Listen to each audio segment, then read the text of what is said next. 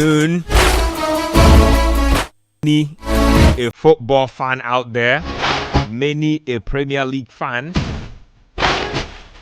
Good afternoon.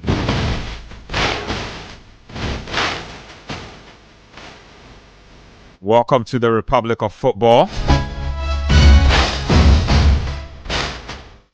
Your one-stop shop for everything. Live scores, updates, analysis, backstories, historical background, statistics. Let me say that again. Statistics. If you want the lineup, we have it. And everything else that comes with it. As always, we are live on 97.3 City FM on radio. Also live on Channel 1 TV. We're live on X or Twitter at 97.3 City FM. We are also live on YouTube at City Sports GH.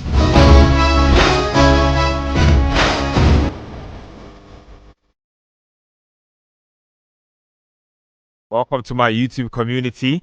Like I always say, hit the like and subscribe button. Tell a friend to tell another friend that the Republic of Football is live. Sedinam Edmond is here. Sedi, welcome to the show. Thank you very much. Nimli will be joining us in a bit. Kwache will join us in a bit as well. We are observing the final stages of early kickoff, which is the Man United versus Spurs game. United still holding on to a 1-0 lead, I believe. Thoughts on that really before we get into anything?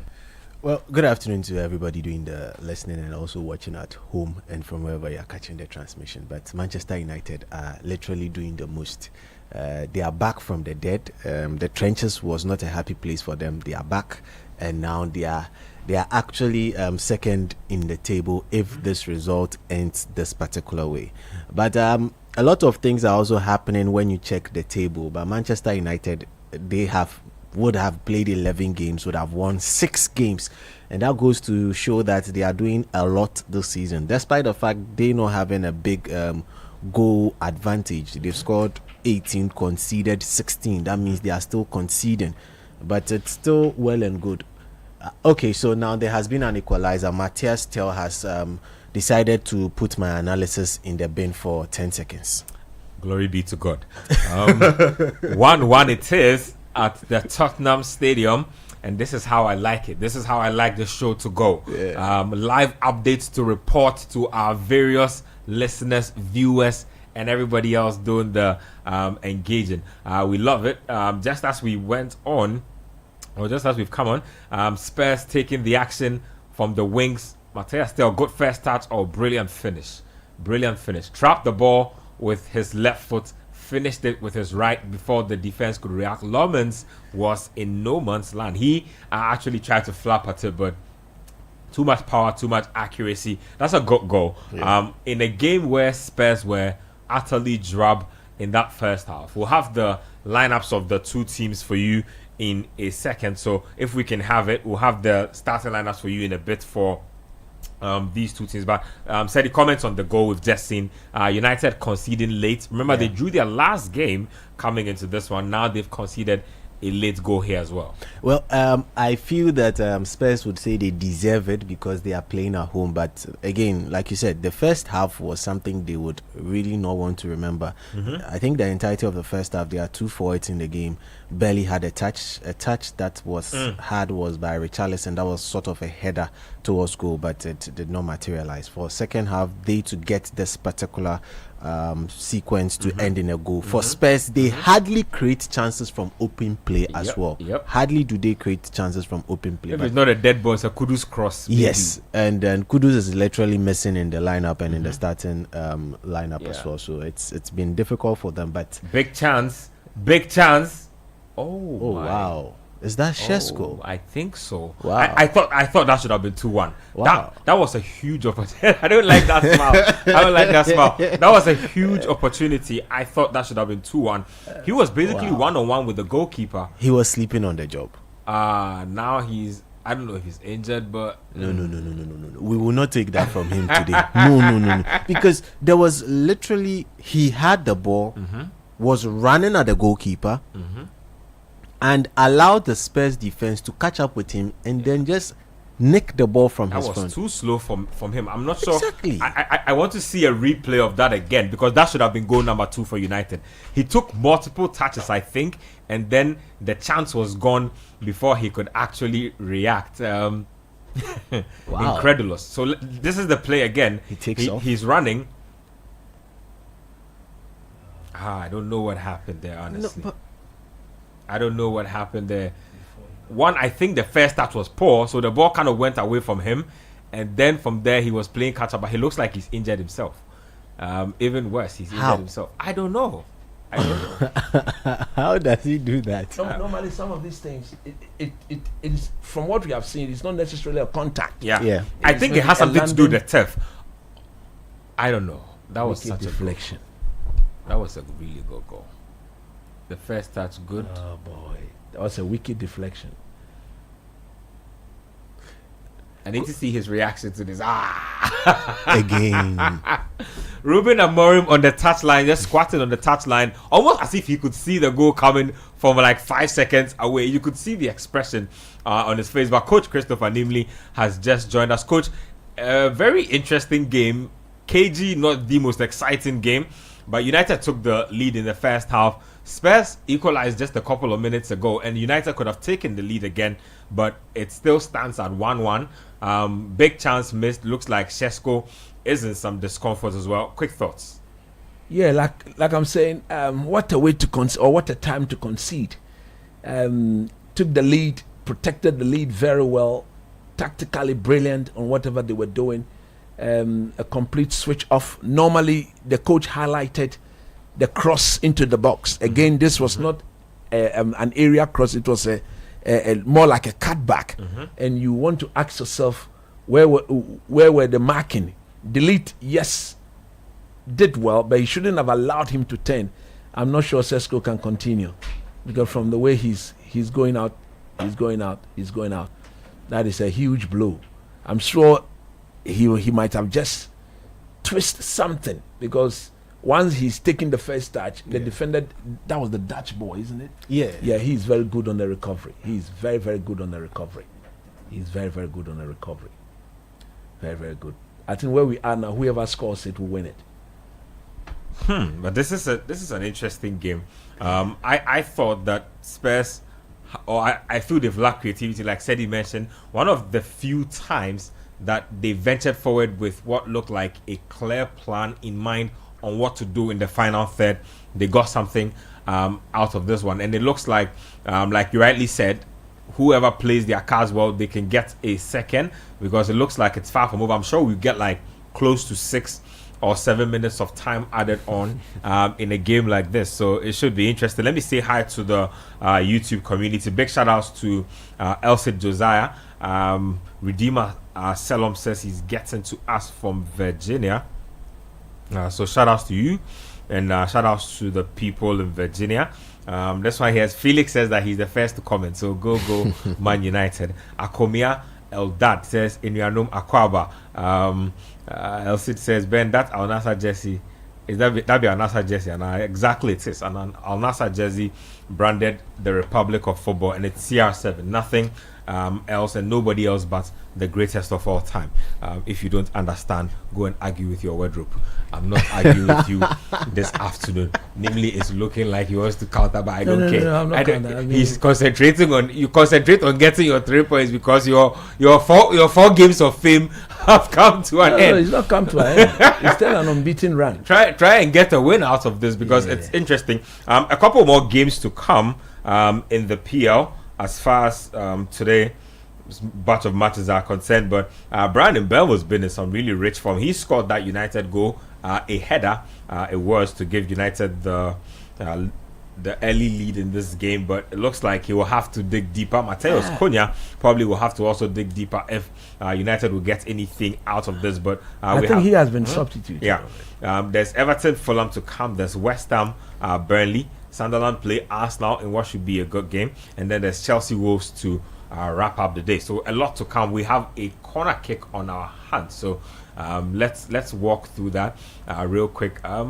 Any quick thoughts on Thomas Frank? A lot of people are beginning to raise eyebrows at him as Spurs boss. I think. Oh, what a goal! Second goal! Oh, don't take your shirt off! So Richarlison trying to take his shirt off. His teammates were trying to restrain him. In the end, they didn't succeed. He's taking the shirt off. Yeah, I mean, it's worth it. If he's not getting sent off or he doesn't have a suspension. No, not getting sent off. Yeah, I don't think it's a suspension also because he's been out injured. That's a huge goal, and that's a blinder. Wow. A killer from the edge of the box. Coach's angle, the place he calls the edge of the box. I don't know.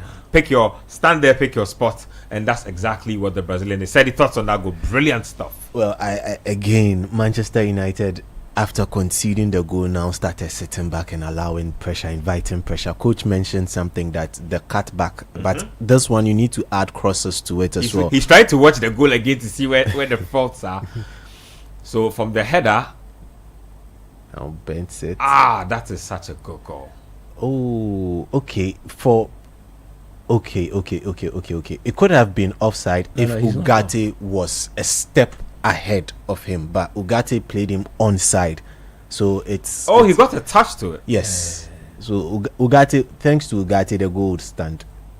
He was really behind it. Wow, that is such an interesting plot twist to this whole game. That's a very difficult defeat to take.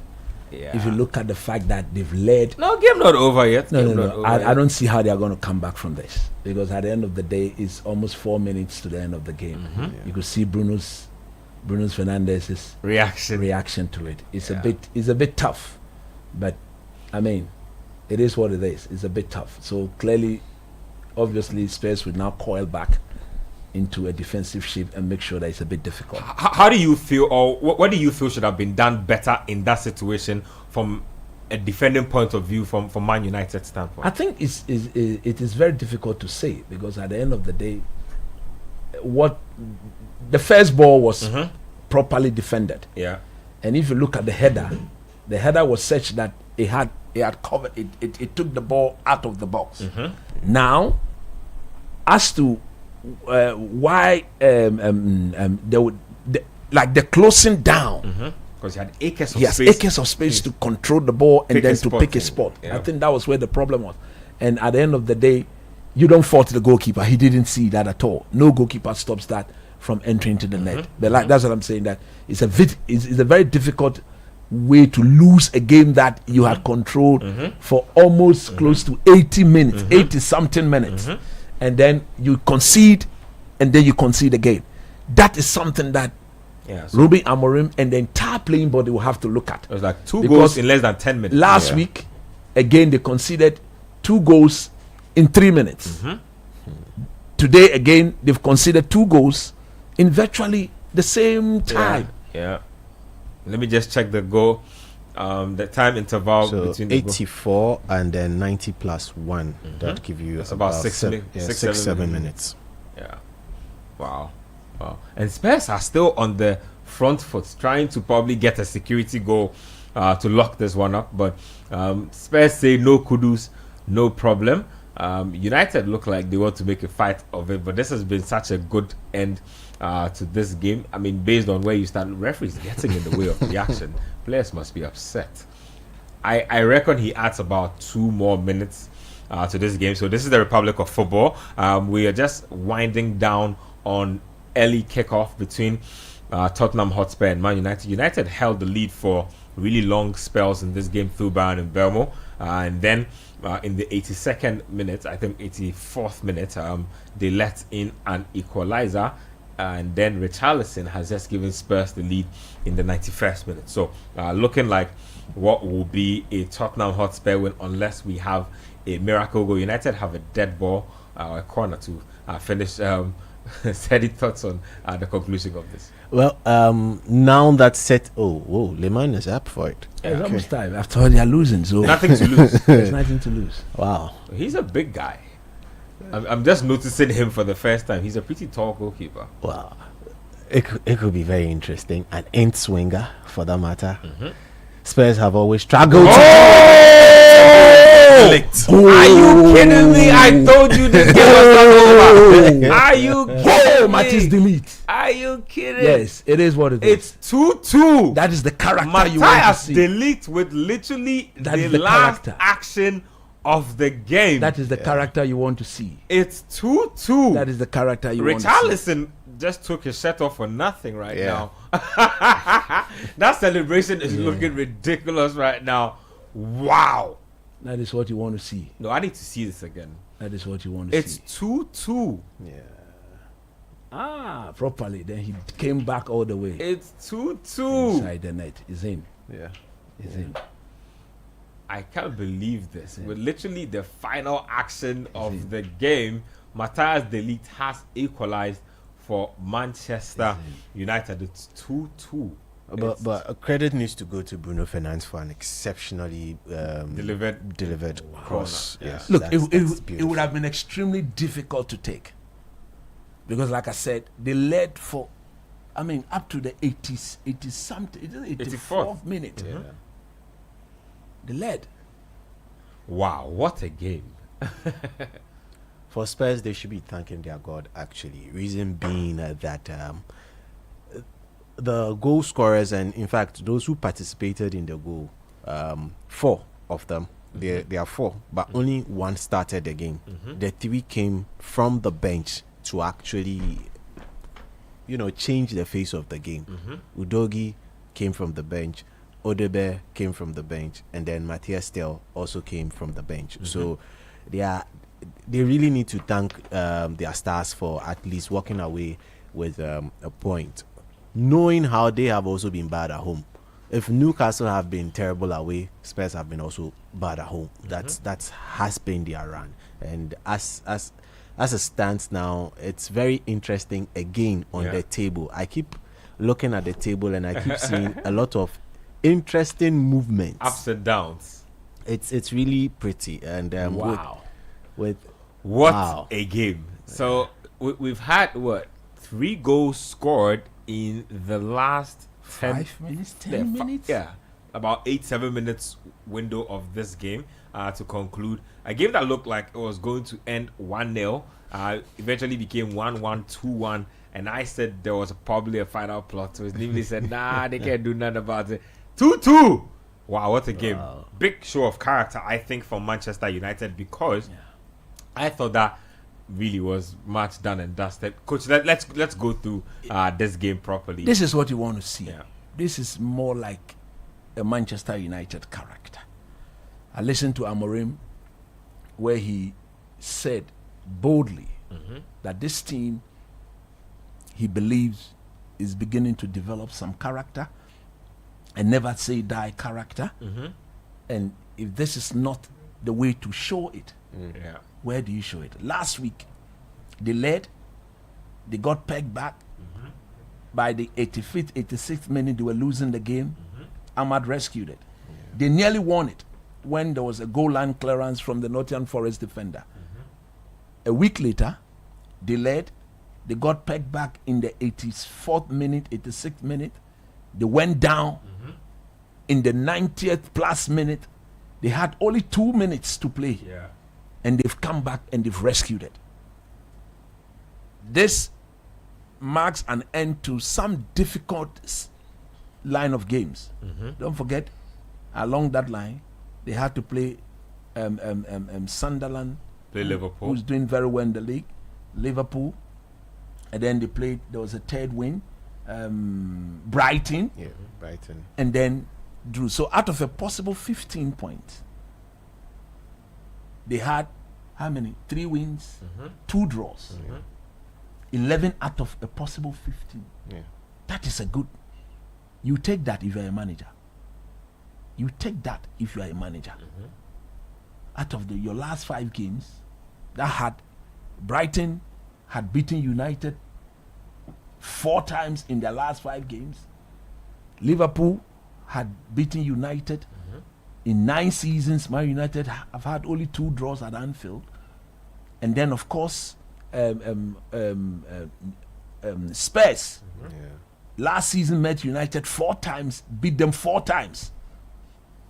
So if you were to tell Ruben Amorim, you are not expected to win the league, you are expected to compete for top 4. If I give you 11 out of 15 points, would you take it? I would. Said, would you take it? I would. I would take it all day. I would. I would take it all day. Yeah. And I think this is a massive. You can see the appreciation on behalf of the players. They've been asked to go and speak with the team. I think the only difficult aspect here is the injury to Benjamin Sesko. Yeah. You just hope that it is not something serious, because it wasn't. And luckily, he was able to walk. Maybe I'm sure it is just a strain that will be sorted out. Don't forget, there is the international break. Coming So up, in a week or 2 time, he should be ready, and he should be prepared to go. Look at these Tottenham They players, thought man. they had won it. Richarlison is. They thought they had won it. It was just funny when they were trying to restrain him from removing his jersey. He said, They "No thought they way. had won it. I've won the game. I've won the game. Let me Again, take is my it- jersey off." And again, this highlight the lack of concentration on the part of Spurs. That Richarlison jubilation or celebration, and the fact that he got everybody in and around him, the entire team jubilating, including even the technical bench. Yep. You saw their overreaction. Yep. They reacted in the way that meant that they've already This won time the they game. won. And I'm a bit disappointed in them, because they should know that they are most vulnerable just after scoring. Because I mean, clearly, I'm sure they looked at the time and was like, but "This is a wrap. The And- game is not over until it's and really if over." you look at the corner kick, Delete did a run sideways, forward, check, and then came back just to make sure he's able to meet the trajectory or the flight of the ball. Yeah. And for me, it's a never say die attitude. This is what you are used to if you're a Manchester United fan, and it is very clear that there are some good things that are cooking. 11 out of a possible 15 in your last game, I will take it all day.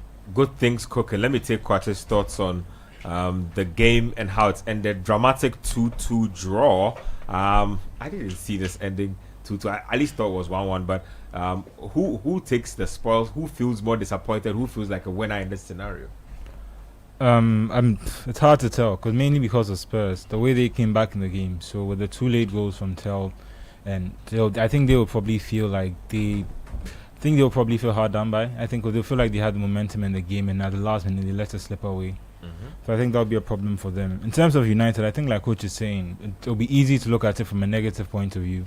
But if you look at the fact that this was a team that wasn't in good form at all, and now all of a sudden they've gone 5 games unbeaten in the league, I think that's a positive for them. Amorim he's looking more and more less shaky. I don't know how to explain it. Maybe it's just the optics, but now that he's not under pressure, some of the things he's doing are actually looking like master strokes and not like moves out of desperation. That makes sense. So The game is interesting. yeah. So but for Spurs too, I think this just continues the positive start to the season. I think they should have been able to try their best to hold on, because I think conceding a goal in the last minute, regardless of how you came to take the lead, I don't think that should be acceptable as a coach, especially from a set piece. You know how coaches feel about conceding from set pieces.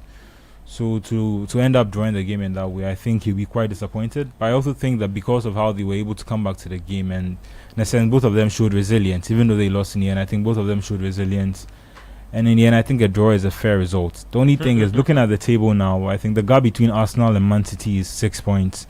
And the gap from City all the way to Brighton in 10th is only 4 points. Obviously, I think City haven't played this weekend, so if City win, that could go to 7 points. But then if Brighton also win, that stays within 4 points. And I think it's just showing about, with Arsenal's consistency, they are sort of pulling themselves away from the league. And everyone else seems to be stuck in this sort of middle ground where it might become very competitive for sports, especially if it goes to the Champions League and all that. But just in terms of United, I think they should just continue to build on the positivity and the different energy since this run started for them. So Man United to continue building on the positivity. Let me just announce the text lines and come to you. 0549 986 996 0549 986 996. Send us your thoughts. United fans, YouTube, comments on X and also Channel 1 TV. Coach, quick thoughts on this one. Let me get to you on. So I was going to say that if you are a United fan, after feeling very disappointed at the edge or at the verge of losing the game, you can only console yourself with that delete header. Because I came in, I was outside when I got to know that Spurs are equalized. I walked in, I sat down. Barely after my first statement, they had scored again. And you could imagine how difficult that was to take. You were even saying that anything. I was of the view that, come on, I don't see them coming back. It could be a penalty, could be anything. Controversy, and at the time, can we listen to delete? Is that possible? Yeah, it's possible. Let's see if we can listen we to do that on Sunday. Delete, if he's sharing a few post-game thoughts. Let's get through that. He's a very lucky boy this afternoon. You should have been sent off? No, I feel he's culpable for the second goal. The first one, actually. No, you see, I think it's a little bit lucky. I blocked the ball, it goes in. It's a difficult situation. I'm a little bit upset about that, but in the end, I'm really proud of the team, how we fought back, and in the end, get a point in a quite a difficult stadium. Look, were you a little bit shell-shocked to go 2-1 down, that Richarlison goal, and then you've got a couple of minutes, but what does that show about this United that you still found a way? Well, I think it's the same as last week. I mean, last year we lost against Forest 1-0. Last season we lost against Tottenham 1-0. And today and also last week you see that we still have the fire in our belly to get a point, to get a goal, even with 10 men. In that way I'm really proud of the team. And the season is long, so in the end, if you don't lose these kind of games, it's always more important than how to say, drawing is more important than losing. So it's fine. Well, look, it's 5 unbeaten now this season for you guys under Amorim. What has been the turning point? Well, I think also today you saw we are really dangerous for opponents. I mean, we have a lot of speed in the front. We're really stable. We know our strengths also well. We utilize them also well. I think today even we had a lot of more opportunities to get in behind them because they are vulnerable in this. But I think we played a good game, and I think we could deserve a little bit more. Thanks so much for talking to us. Thank you. Matthias Delete says that Man United have turned the corner, or at least one of the key factors in turning the corner is believing in themselves more and knowing what their strengths are as a team. He also highlights something Coach was just talking about, that last season they lost to Forest by 1-0. This season they got a draw out of that. They lost to Spurs as well. They've gotten a draw out of that. So it might seem like little progress, but it is some level of progress. Yes. Watch him forward, check, and then back again. You see that? That's some great anticipation. Proper movement. Yeah. He was going this literally way, had his eye on the ball the whole time. Yes. Yeah. And everybody else, it seemed to miss everybody else. Yeah. Looks like something out of the training ground. I mean, long corner to the far post. Yeah. I mean, it looked like a Harry Maguire trademark. If Maguire, he doesn't move like that. Whether you be there waiting for this. But this one, the sort of movement. Watch the movement. Don't talk about Lord Maguire. Don't talk about Lord Maguire like that. Lord Maguire is dangerous in final moments. He's a decent threat. Don't get me wrong. He's a decent threat. And again, another thing that is very disappointing on that header. Yeah. There was no Casemiro. Yeah. There was no Shesko. There was the only two proper headers of the ball of United were Delete and Euro. So you see how disappointing it is. If you are a Spurs coach or if you are a Spurs manager, where was the marking on those two? And you could clearly see that the ball went over Euro and Delete because of his. How do you call it? Triple movement forward. This that. I mean. I think that was so brilliant. That is a striker's movement. Yeah. Look at we're getting a replay of the Matisse Tell goal again. Boy. That first half was good. That was a wicked deflection. Yeah. But for the deflection, I think Loma would have just fisted it out just like that. I'm disappointed That was in a this. proper defensive shape. I'm disappointed in the Spurs defense, but that's a conversation for another time. Yeah, man. In how they've conceded the goals today. So there you have it. Couldn't Bruno have done more? Or you don't think? No, he was better not Bruno. positioned? Not Bruno. He was a bit far. You see, Luke Shaw should have doubled up in closing. He should have stepped forward. Yeah. In closing. Yeah, allowed him to take a Time. first touch that took the ball away from him. Yeah. Allowed him to turn as well. Yeah. So Maybe Matisse Delit's problem where he was too close. Yeah. So he allowed the player to use him to turn. That was too close. Yep. So there you have it. Spurs and United splitting points 2-2 is how this game has ended. Somebody says Benjamin Tesco should have scored. Why are you calling him Benjamin Tesco? Now you see the pass. Calvinho. That pass needed a touch before hitting. Yeah. Because the pass wasn't that straight in front of him on goal. So he needed, but what you want to do was to credit the defender. And Spurs themselves were very lucky. Now there you go again. I think he did the header.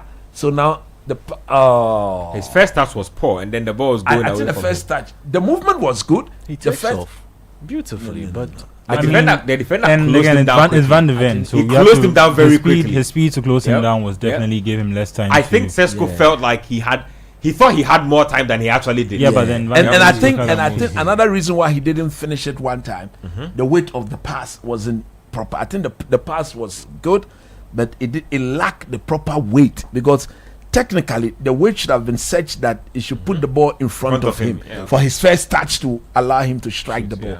But once the ball, you saw that he had to drag the ball in his flight or whatever he was doing, movement, so that he would be able to strike. But look at it, you see the ball. Look at it, you see. Yeah. He needed, if the ball had gone, because he can also strike the ball with his left foot. If the pace was good, that would have been a one-time strike. I'm wondering where the injury is coming from. I think he might have kicked the grass or Yeah, something maybe. in the process of running. Those I'm things, not sure it's anything those things serious. are not At least it too wasn't great too- for your knees. Yeah. If you are running at full speed and you turn all of a sudden, those Yeah. things can be a little problematic, Yeah, especially for yeah, players like yeah. that. But I just hope it's nothing serious because he looked a little worried. Yeah. Nketia, I think I'm very impressed with the Man United goalkeeper. You see, unlike previously, where every goal conceded, about 60 to 70 mistake. was a mistake by a goalkeeper. The goals the young man is conceding, you cannot fault him for any of them. Even this one, had it not been for the Richarlison deflection, he was going to catch it. he was going to deal with it. Okay, his positioning, his organization, his control of his box is very, very proper.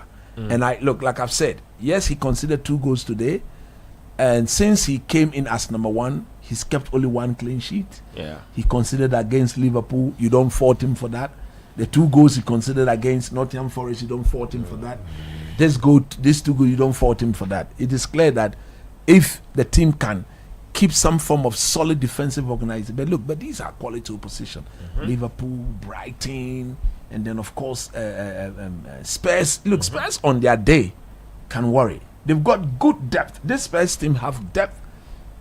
Well, coach, a couple of them are injured. Yeah, again. A Again. lot of them actually. They've got 10 people out on injury. Spurs. And stay look at the Spurs. quality of the team they can put forward. So they have Bergvall out with an injury, I believe. Bergvall, Kudus. Kudus couldn't make it. There is Yeah. Madison. There Yeah. is Kulisevsky. These are Solanke. Yeah, So all potential they've got starters in depth. this play. they've got serious So depth. this Despite all these injuries, look at Yeah. the team they could field. A team that had the likes of Kolo Mwani, Richarlison, Matisse, Tel. Johnson, a Tel. good team. They have a good team. Man United are up to 7th on the table following this draw. Spurs are up to 3rd. They also on have the table. 18 points. Yes, Spurs have 18 points now. United also have 18 points. So Spurs are 3rd on 18. So you see? United are 7th on 18. I just saw on the screen the games I've highlighted. Yeah, Out of a possible 15, yeah. they've taken 11 points from 15. They won 3, drew 2. Decent That is return. 11. Decent return. It's a decent return Yeah. for a team that is hoping to make Champions League football. A team. This is what you should A be team doing. that is a title contender.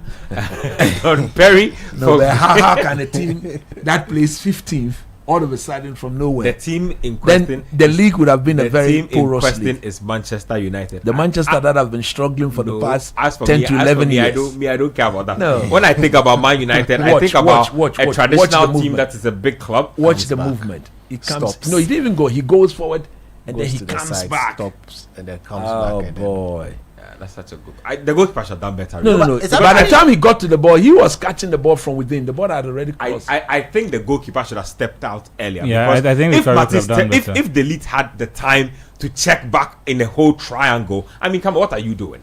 Come on. Yeah, And especially the ball beat him at his. He was standing at his far post. The ball beat him at his far post. Yeah. He didn't have to dive. He was literally standing there. It was a good header. Don't get me wrong, but I think the goalkeeper should be doing better. He's literally buried under the bar when the ball comes in, so he can't even punch the ball out. If he Even by the punches time the ball got to him, it has already and the crossed header was so powerful that he couldn't even keep it out. I don't know. No, but for Good goal, but I think he could have done better. for the late to be backpedaling, Exactly. Check Jump. back, go this way. Come on, man. generate such power. Yeah, come on. You should do better. I think you should have done better. I think Matej De Ligt himself should be scoring more Well, from set piece because Well. he's a very powerful player. He's not that big, like not very tall. Mm-hmm. He stands with Maguire. Maguire is taller than him, but he's Really? got that. Yes, he looks like a pretty big guy to me. yeah. But Harry Maguire is taller than him, but Mm-hmm. he's got that leap. He can jump, and that was what we saw. Mm. And I think the fact that he moved the way he did just to make sure he got to the ball, I mean, speaks volumes of his quality. And I can sincerely, without a doubt, predict that he should be looked at as the next captain after Bruno Fernandes. Just on Spurs, I think they're having a problem with their striker. Solanke's injury, I think, hasn't really been explained, but it seems long term. It seems like he keeps saying that he'll be back soon, but he hasn't been able to compete to the team. And Very even definitely. Solanke, I don't think he rates him, Frank. Yeah, And he's based on the when he based was on, even fit, based on he the had selection he's made since he Richarlison came. play. Kolomwani he's a good.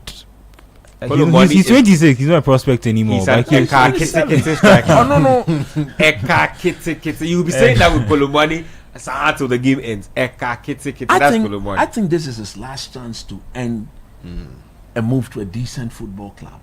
Because if Spurs were to turn this down and decide and opt against making the move a permanent move, and he has to go back to PSG, clearly Luis Enrique doesn't fancy him. And that is a long-term project, and Enrique doesn't look like a coach who will be leaving anytime soon. You look at Kolomwani, ask yourself, You know the thing. He's with been in Kolomwani? Italy. I think Kolomwani is being misprofiled.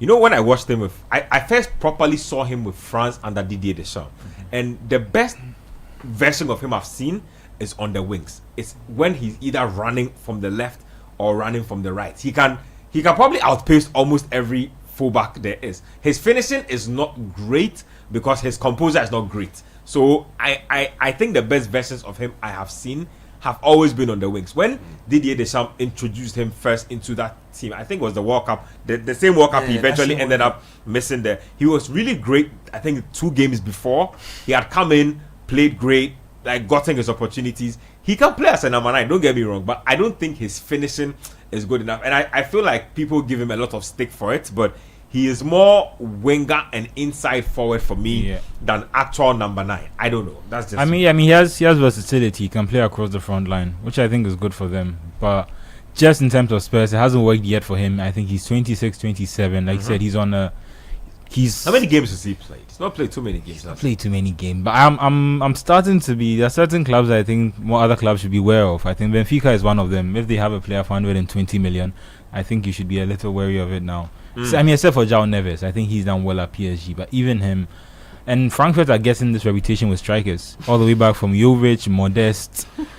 I mean, Ketike is doing well, but they have so many players who seem to move on from their club and they're not able to replicate the form that they were showing at other places. And Richarlison is just a streaky striker. He scores 3 games in a row. He doesn't score for a long period. He scores 2 games in a row. And it's a positive when you're winning, but sometimes you can get quite emotional during the drought. I think his mental space is also very important in the way he plays the game. And he wears his heart on his sleeve. You can clearly tell when he's upset, when he's excited. Who's this called? Yeah, no, Richarlison. Richarlison, and for a streak, for someone who is very streaky, I don't think Spurs can rely on him throughout the whole season. It's good to see Tell in good form, but I'm not sure if he can lead the line for them. So to have this many options, but still not have been able to properly replace Harry Kane in a sense, it's because they haven't had a proper striker since he left. I think it will always affect the way they're able to attack. So good stuff. Tottenham Hotspur, let's close out that game. Spurs drawing 2-2 with Man United splitting points. I've told you where it's ended for both of them on the table. These are games that Man United will look to win in the second round. Right now, Old Trafford is looking more like a fortress now. Since they lost to Arsenal, let's go. They've won every game at Old Trafford. Let's bring and it home. That is what you need to do if you want to regain Champions League football. You need to win your home games. And I think so far, Old Trafford has been the place to do. Champions League football. You see, Old Trafford is a fortress, so that's where the title must be lifted. No. To win the title, you need to win some decent games away from home. Every team that have won the league has not won so solely on home form. You need to go on the road. But of course, again, last year Man United would have lost this game. Yeah. Last year they would have lost True. against Nottingham Forest. True. Okay. So these are positives. Positives. That you want to build upon. Well, there's Everton Fulham to come in a bit. We'll give you the lineup of that game. I like watching Fulham Football Club play football. But could touch on one thing for me. I feel like teams are conceding a lot more. We made it an Arsenal-centered conversation in the beginning, but teams are conceding a lot of corner kicks this season. I've seen it in Liverpool games. I've seen it in Chelsea games. I've seen it across board. What's going on? What could be the trend? I don't know, but it's a bit disappointing. Like I said, I, as a coach, I enjoy it when my team score from set piece, but I dislike it completely. I've always been of the view that teams are supposed to defend better. Look at the goal that United used to equalize. Yeah. If you are a Spurs and you look at the outfit players of Man United, who were they? Nobody was checking the lead. He had the chance to literally... Mason Mount, Yeah. Luke Shaw, Ugarte, Amat, Mbeumo. Bruno was the one taking the kick. And then there was what? Euro and Delete. In my view, per those They out should there, have been doing better. it's only Euro and Delete that are capable of heading the ball into the back of the net from a set piece. As to look at the Spurs' team, it was Richarlison. There was the Dutch defender. They had their two fullbacks. I've forgotten their name. Udogie was in there as well. Udogie, there was Sarr. Yeah. Okay? They are all pretty tall They players. are pretty tall players. Yep. So what were they thinking? Let me say that maybe Man United through I think they were... Le Mans. I think they were sleeping. That's what I'm saying. They took their eyes... And it's unacceptable. They lost focus because... like It's we said, unacceptable. the more I watch that delete sequence, the more it's like, how does a player have the opportunity freedom to do that do full that? triangle? Come on. Nobody checking him. Nobody. Absolutely nobody. Nobody gave him a body check to feel he had daylight to do what he do what he wants. So I don't again, think that was good enough. I'm of the view that the defending is very poor. So you remember, I've tried Yeah. hard not to credit Arsenal. I've rather discredited the defending team because I think they should be able to deal with it better. Don't get me wrong, Arsenal deserves every praise. But as a technical man, if I'm analyzing the situation, I look at the defending because before I look at how good they are on set piece. What is the quality of the defending? Is the defending making it too easy for them to do? Yeah. To score? Then we need to fix that. If the defending is spot on and yes, still they are able to find a way to put the ball in the net from a set piece, then I'll turn and begin to credit them. And my credit will be beyond measure. But here is the case where I just highlighted the Man United situation. How did the Spurs players not know that Delete and Euro were the only obvious target? Disappointing. So one person blocking him off. Just all they needed to do was Man to block him off. And block him off. Yeah. If they had blocked him off, 3 points in the bag. Hands down. Poor defending. Very, very poor defending. So yes, so like you rightly said, teams are conceding way too much goals from set pieces. And I believe that the the tactical explanation to that is the quality of the defending on set pieces has been very, very poor. And the set piece coaches, and look, believe you me, all these teams too have got set pieces coach. Yep. And I don't think being a set piece coach is just to teach your team how to score from a set piece and don't teach them how to defend from a set piece. Facts. There has to be a balance between the two. And so far, on the face of what we have witnessed, the defending on set piece has been completely very poor and unacceptable. Let me go through a few updates from games that are happening around Europe, and then we'll come back to the Premier League to get into the 3 p.m. batch. So there's Lecce versus Hellas Verona happening. It's half time, and there's goalless in that game. Como also up against Cagliari. It's time added on. Almost half time in that game is goalless as well. Juventus and Torino to come a little later. Parma and AC Milan as well, also later. When you go to Germany, Union Berlin are up against Bayern. It's 21 minutes played, is goalless in that game. Hoffenheim are up against Leipzig. It's 1-1 between those two. And then there's Bayer Leverkusen also taking on Heidenheim. It's 2-0 advantage Bayer Leverkusen. When you go to Spain, there's Girona versus Deportivo Alaves currently happening. Girona lead Alaves by a goal to nil. It's almost game over in now 90+3 as we speak. So we'll see with that one. If you look at the big games today for La Liga, no really big team play. Atletico Madrid will be upset with me, but they are taking on Levante. Sevilla play with Osasuna. Barca and Real Madrid, I believe, play tomorrow. When you go to the live board, let's get to the Premier League games coming up. Let's get to Fulham and their game real quick. Fulham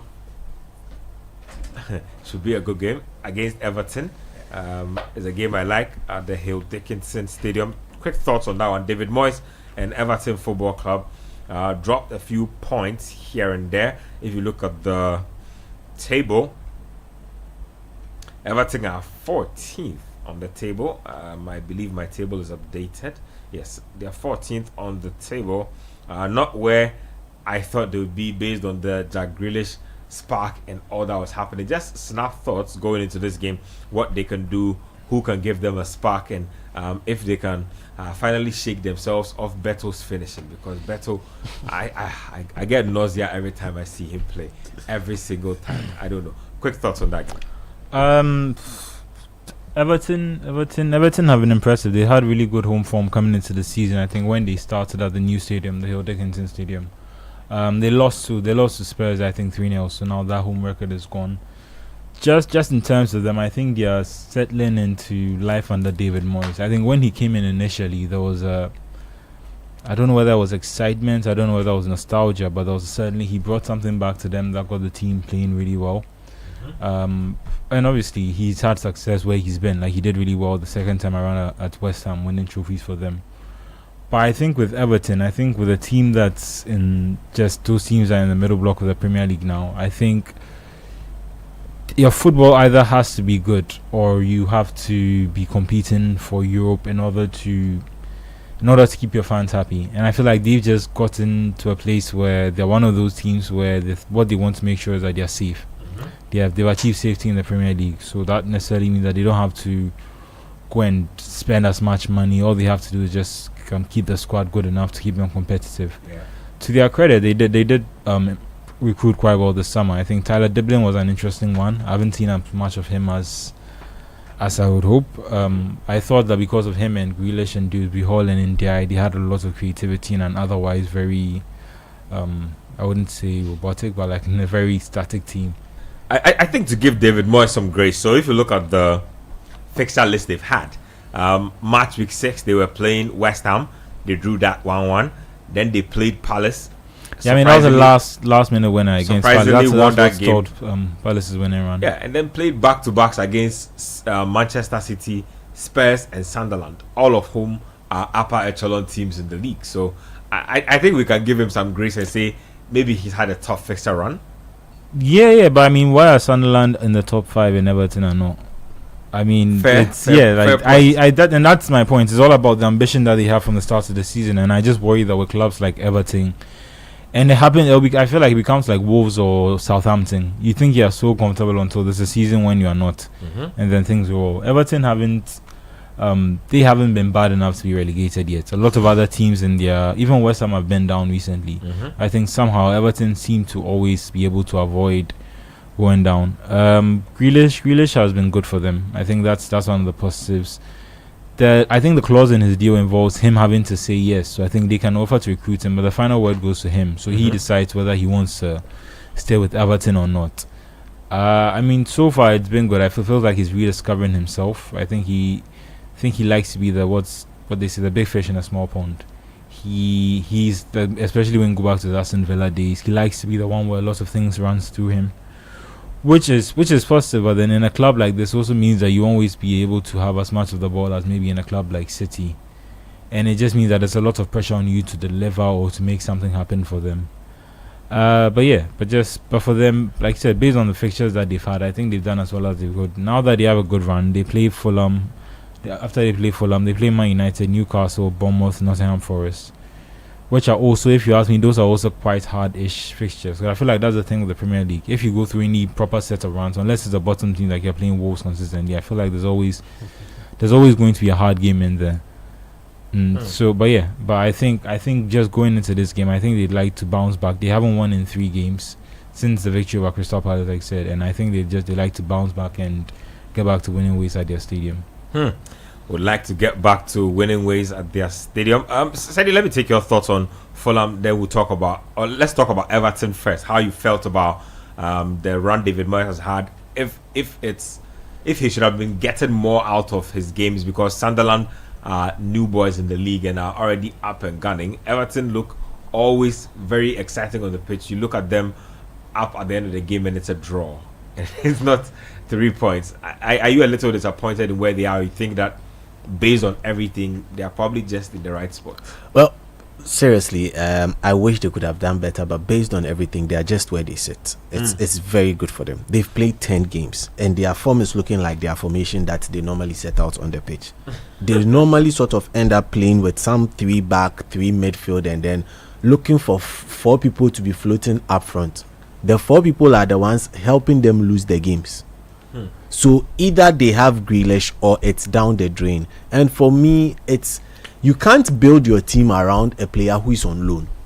That doesn't work. I think they're trying to convince him that this is a project. So you make him feel bad. I think Sunderland were really brave when they gave Xhaka the armband. You see, but there are certain things Grealish like will have to take a major salary cut to come and join them. I know that's what I'm saying. So that's what I'm saying. So that's why they gave the final word to him to decide whether he wants to go to Everton or not. He's gone. I don't think you stay. No. But the thing is, you don't think you stay at Everton? No. Even if he doesn't go back to Manchester City, I think he'll find a new destination. Yeah, because Everton, they'll have to do a lot of convincing. Yeah, and I also think that would largely depend on how. But that's what I'm trying to say. I think he has the experience from Aston Villa when it's a different club, and I think based on the way Everton started the season, maybe you could argue that they thought they had that much, like they could also compete later on in the season, but it looks like it's going to be same old Everton. Yeah, and I don't think he wants to go back to the Villa days where he has to either do too much heavy lifting for the side. I don't think he wants to do that at this point in his career. I was surprised by him choosing Everton in the first place. I thought that even like the other time where Spurs were looking for a number 10. I think he did it because it's a World Cup year coming. He knows that at the end of the day he can't be picky at this point in time. He needs to get a team that values him at a star level quality, where they will play him star level minutes so that he can get in good form in time to go to the World Cup. I think that was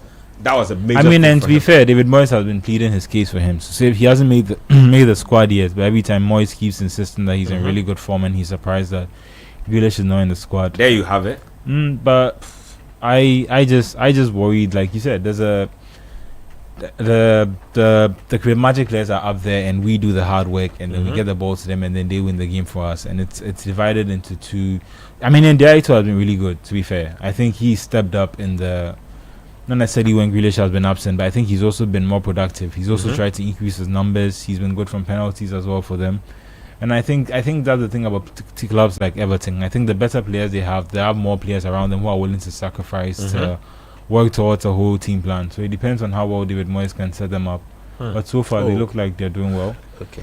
They could also do much better, like you said, with the striker. I'm not fully convinced with Barry, the Thierry Barry guy. Yeah. And Beto is a single-digit striker, which is terrible. Just use it. He's terrible. I don't know why you are trying to avoid saying he's terrible. I don't know where. Look, they've been waiting for him to. They bought him for like 25 or 26 million pounds from Udinese, I believe. They thought he was going to be good. He's not good. I saw him miss some chance in the AFCON qualifiers or the World Cup qualifiers.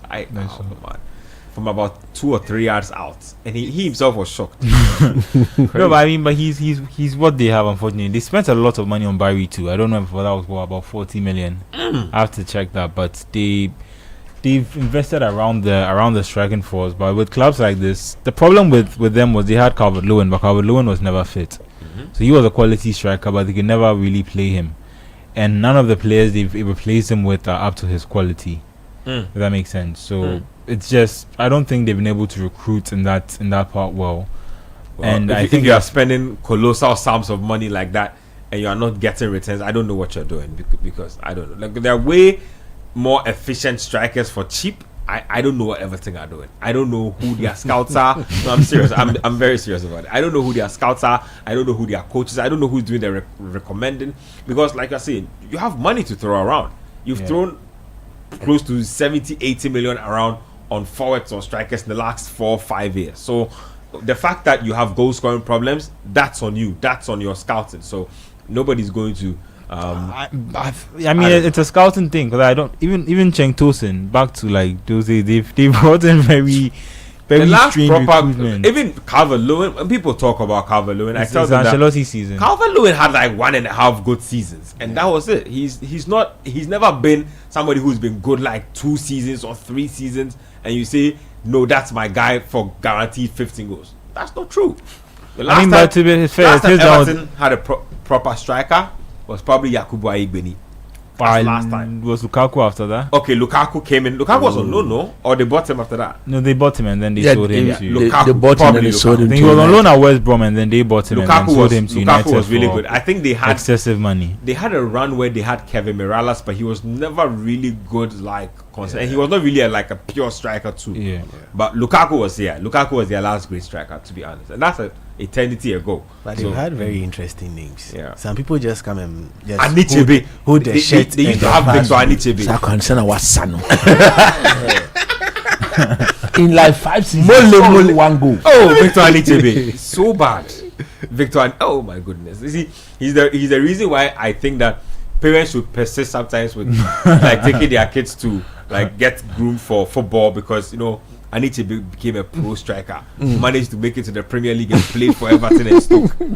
Hey, Charlie, that was so bad.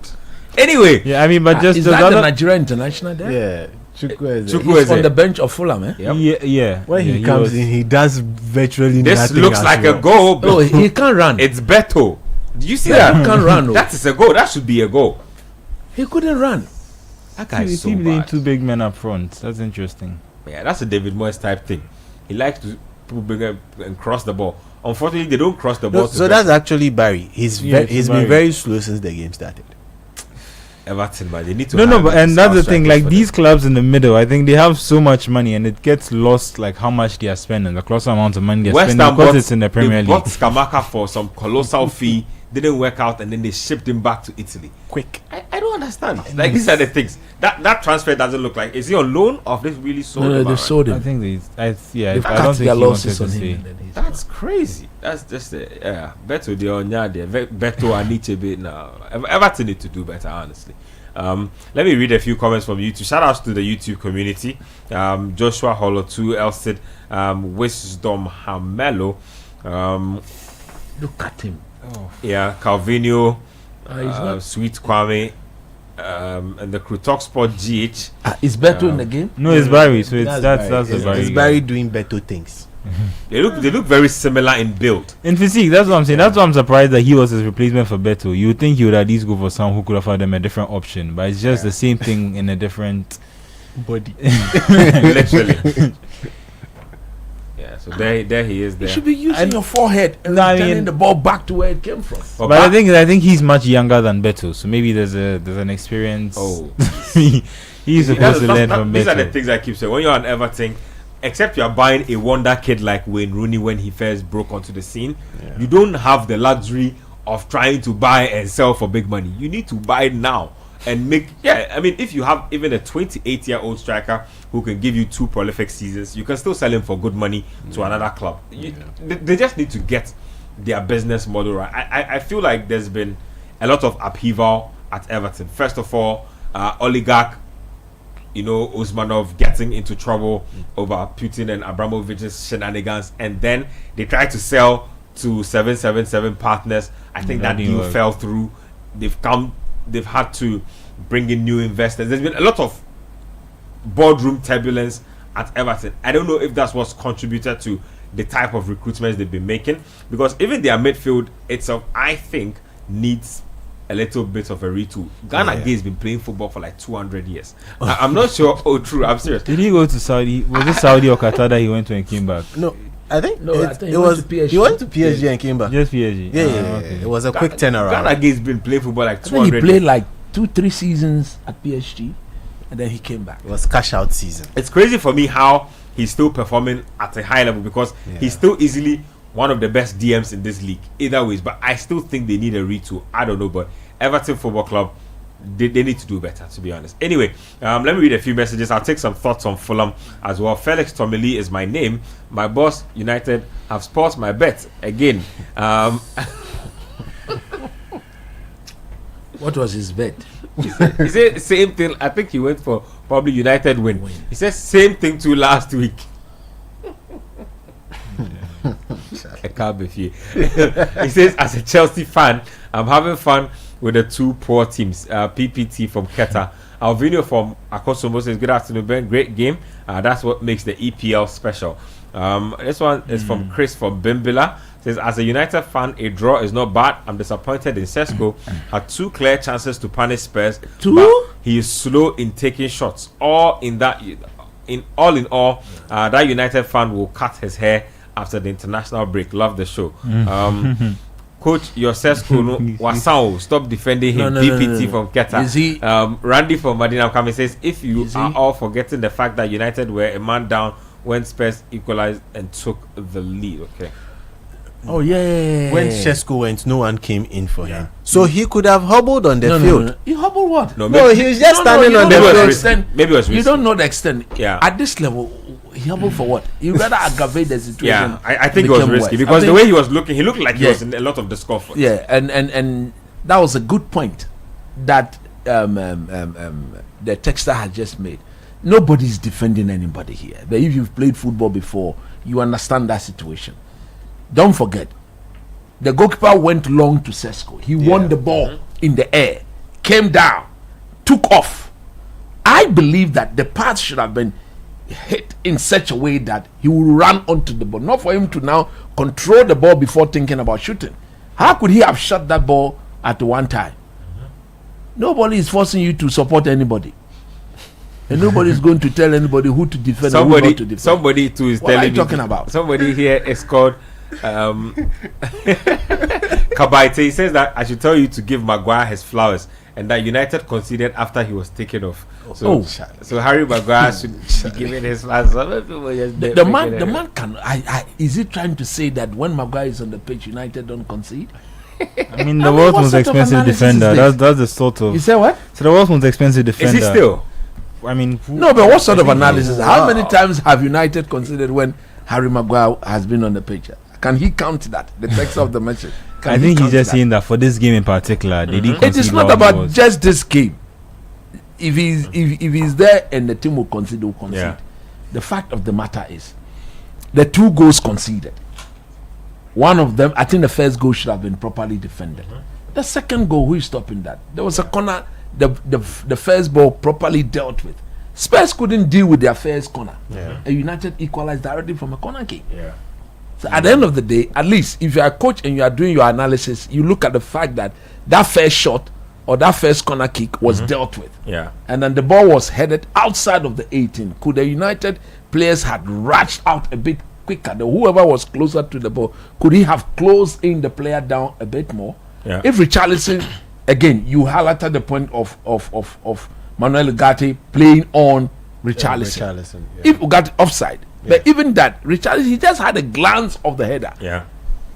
So you want to credit them. Yeah. But at the end of the day, you cannot say if Maguire was there, that wouldn't have happened. What sort of Anyway, No, he just pointed. I'm Let's- not let's- defending him. let me take a break. Out that. Let me take a break here on the show. When we come back, we'll get in depth into that Fulham game. There's a West Ham game also happening. We'll get into that, and then I'll take you around Europe again. So stay with us here on the Republic of Football. We'll be right back.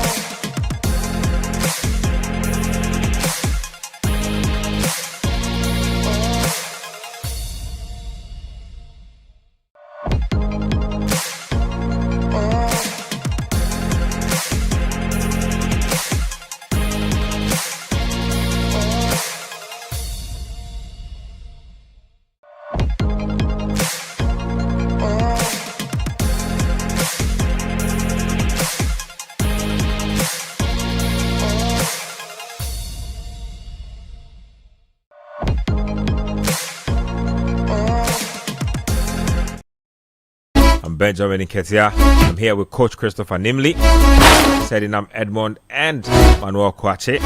Big ups to all of you out there getting to us on YouTube, on our YouTube channel City Sports GH. That's where the stream is happening. If you go to X or Twitter, we're on City 973.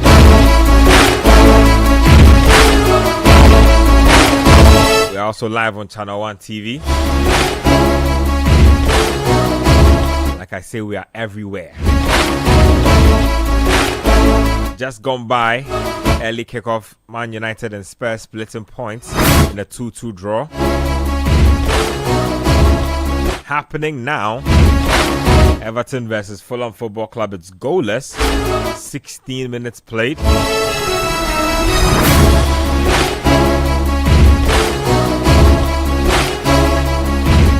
Still in the Premier League. When you go to the London Stadium, it's West Ham United taking on Burnley Football Club. It's goalless in that game as well. That's a game we'll be getting into right about now. But just by way of updates in the Bundesliga, it's almost a game done and dusted between Bayer Leverkusen, I believe. I think that should be Schalke. I'm not sure what team that is. I'll just verify that for you in a bit. So that's Heidenheim. Yes, so Heidenheim. It's 4-0. Advantage by Leverkusen. I'm sure they'll be telling themselves they did a great job by sacking Erik ten Hag. Kwachi, let's get into that West Ham United game against Burnley. Good game so far. Espirito Santo still looking for a big... He's gotten his first win under his belt, but looking to build on that. What have you made of his early time at West Ham? He's made me realize that maybe we should not have been so critical of Lopetegui and Graham Potter, because it looks much harder to work at the London Stadium than they are letting on. He's admitted Potter that maybe Lopetegui. Lopetegui, Half of the players they had in the this team same. belong to They had him. the same record. To No, be fair, but this is Lopetegui's team. In case we are forgetting, this is his team. They bought him a truckload of players when he came in, only to get fired, and then Potter came in. you sacked him after 20 games. That's a lot. He sacked himself. 20 games is not enough. I mean, it is enough, and his record speaks for himself. But I think a club like West Ham, I think sometimes you need to also be realistic about. Almost 40 of his players. I mean, you're going to get fired. What are you talking about? I mean, to be fair, he. Maybe four, maybe more Graham Potter than Julian Lopetegui. But it looks like it's been a hard job at West Ham ever since David Moyes left. Like you said, it was one of the clearest cases of be careful what you wish for, because these people were complaining that they wanted better football to watch, more attractive football, more exciting football, so that when they go to the stadium, their kids are excited, and it's unfortunately no, because I think you don't win trophies. Clubs like this, if you're realistic to yourself, you don't win trophies. And as I don't know what the attractive football gives you. I get that, okay, maybe it's nice that your club plays nice football, and when you go to the stadium it's fun. But I think sometimes clubs also need to be more realistic about the type of club you are and the type of teams you can beat. And sometimes I think Burnley proved that when they came up with Vincent Kompany. Going toe-to-toe with these players, with these top clubs, when you don't have players who are as good as theirs, only usually ends up one way. And it's not... There are some coaches that are actually delusional. They think that players at big clubs are only at big clubs because they are at big clubs. They think that, technically we have players who might be smaller in reputation, but our players can match them technique for technique and that kind of thing. I mean, you find out really quick. No, you find out. That's why you find out. You find out why the team spends big money on those players and your players are still where they are. But somebody's just alerting me, but Luis Diaz has scored a worldie for Bayern Munich. It's 1-1 in that game. It's 45 plus 6 so far in that one. So I'm spotting a certain Elias Ansah, a forward for Union Berlin, who has just scored. Elias Ansah looks like he can be on the World Cup. He will be on the plane. He can be on the flight to the World Cup. I'll be doing a little background check on him in a bit so I can get you some more information. But it's 1-1. Like I said, you were making a point, Mano. Yeah, just on West Ham, I think they struggled. They haven't really made a difference, which I think is one of the things you look for when you change a manager. They haven't really been able to have a difference or feel that bounce from going from one manager to another. Yeah, I think Nuno was a good choice for him personally. I've said that I think he was a little too eager to get back into work. I understand, like I said, with how it worked with him at Wolves and Nottingham Forest. If you take a club of a similar stature, you can you don't have as much pressure to deliver instantly while also being able to work with Premier League resources. Yeah, which means that while you might be a small team in the Premier League, on a global scale, you're one of the biggest clubs in the world still. Between Leeds and Burnley, I think it's a 6 points as I see. The difference between them is just 3 points. It's feasible that West Ham could win and go above Burnley, but I think they would need a better goal difference. Their goal difference, there's a difference of -4 between them, which makes them a little difficult for them. But for West Ham, I think these are Burnley and Leeds are not Sunderland anymore. But Burnley and Leeds are the ones who look like they could be falling into the relegation zone. I think Fulham's win last week was really important because they themselves they had lost 4 games in a row before that. So and they were slowly slipping towards the relegation zone. So to get a win last week, hopefully this week they can do something well against Everton.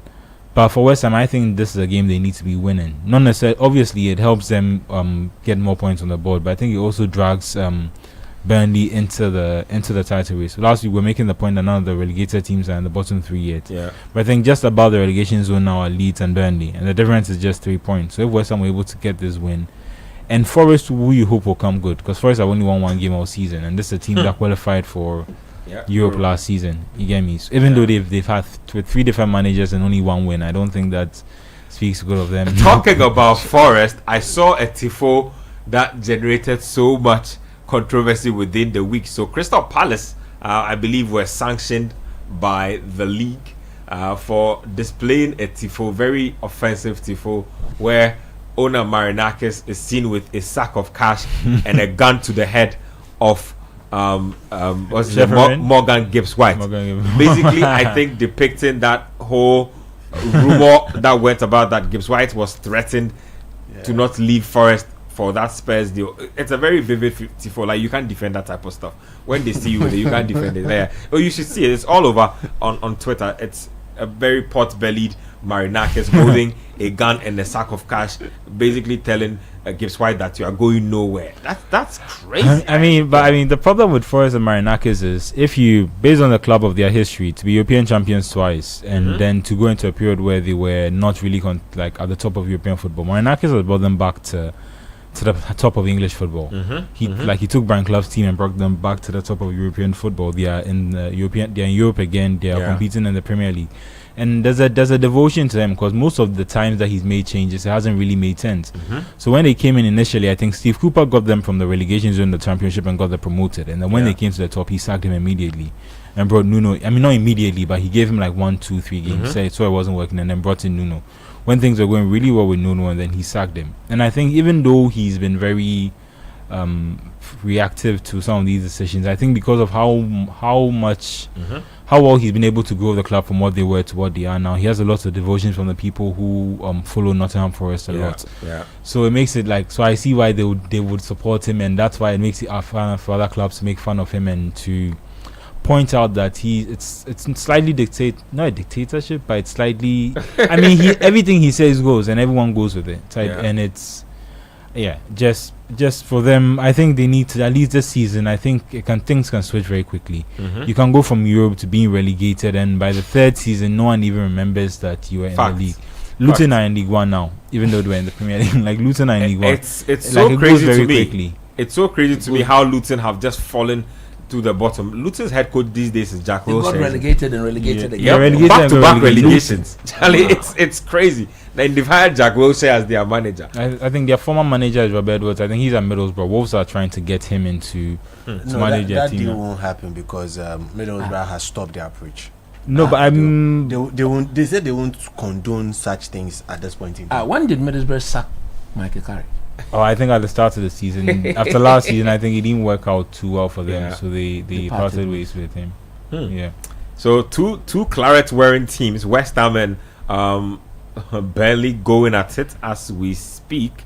If you look at the lineups, I think that West Ham have a decent squad. So today up front they have Somerville, Wilson, and Jarrod Bowen. That's a very formidable front line. Callum Wilson, I've always said, minus his injury woes, is one of the best finishers in the Premier League. If he's fit and you put he's also one of those players where we talk about in potential terms, like he can be, will be, potential could have grandfather. I know. Could have been, would have been, and it came down to injuries.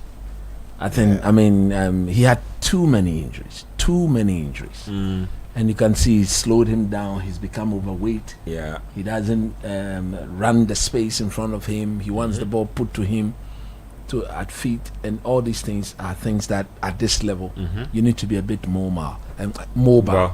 And he happens to play in a team where they don't run a lot.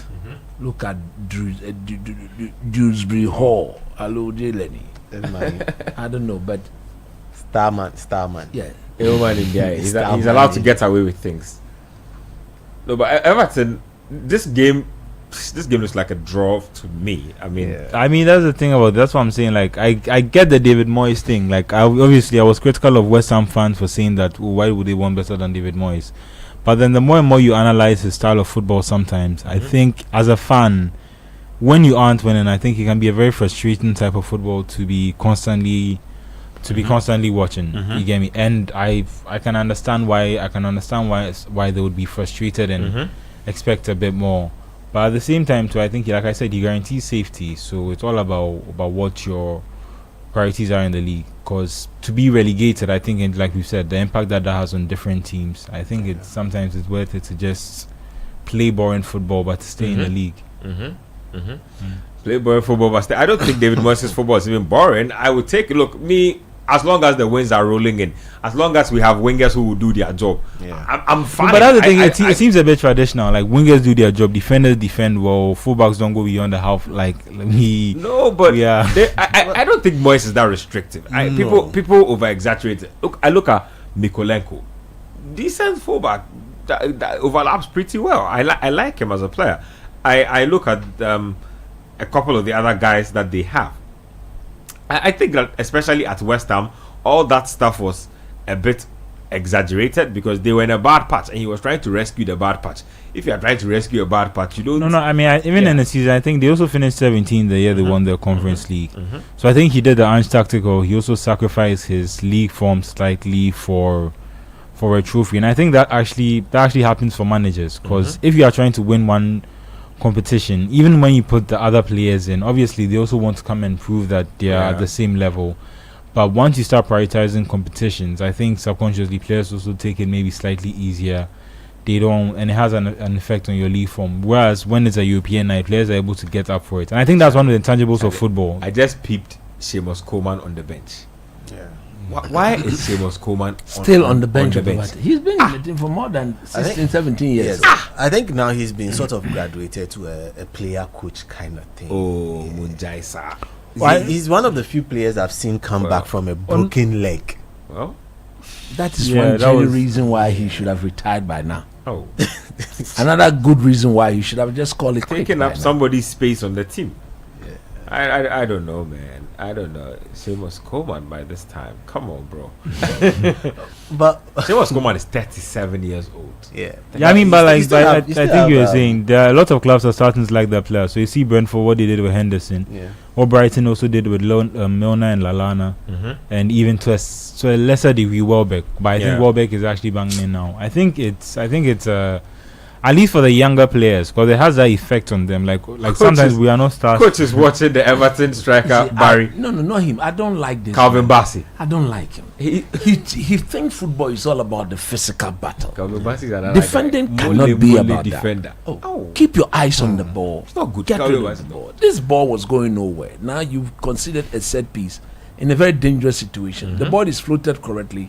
Somebody heads the ball. It's in the look at Wan-Bissaka too. Oh my goodness. Aaron Wan-Bissaka, I don't know how you are keeping an eye on 2 games, but that's a good one. Aaron Wan-Bissaka. Look, but the truth be told, if you follow the Burnley West Ham game, Burnley are virtually playing as if they are the home team. They are virtually defending well. They are popping the ball around, they're dictating the tempo of the game. They are in virtually total control. It's just that they are yet to score. Yeah. That is the reason why Everton will get a goal against Fulham very soon from how things are going, because Fulham have really been pinned into their own half in this game. But just quick thoughts on Ghana game. I was just wondering about him, like we're just talking about him a little loosely a while ago. He's been a very, very decent player over such a long spell of time.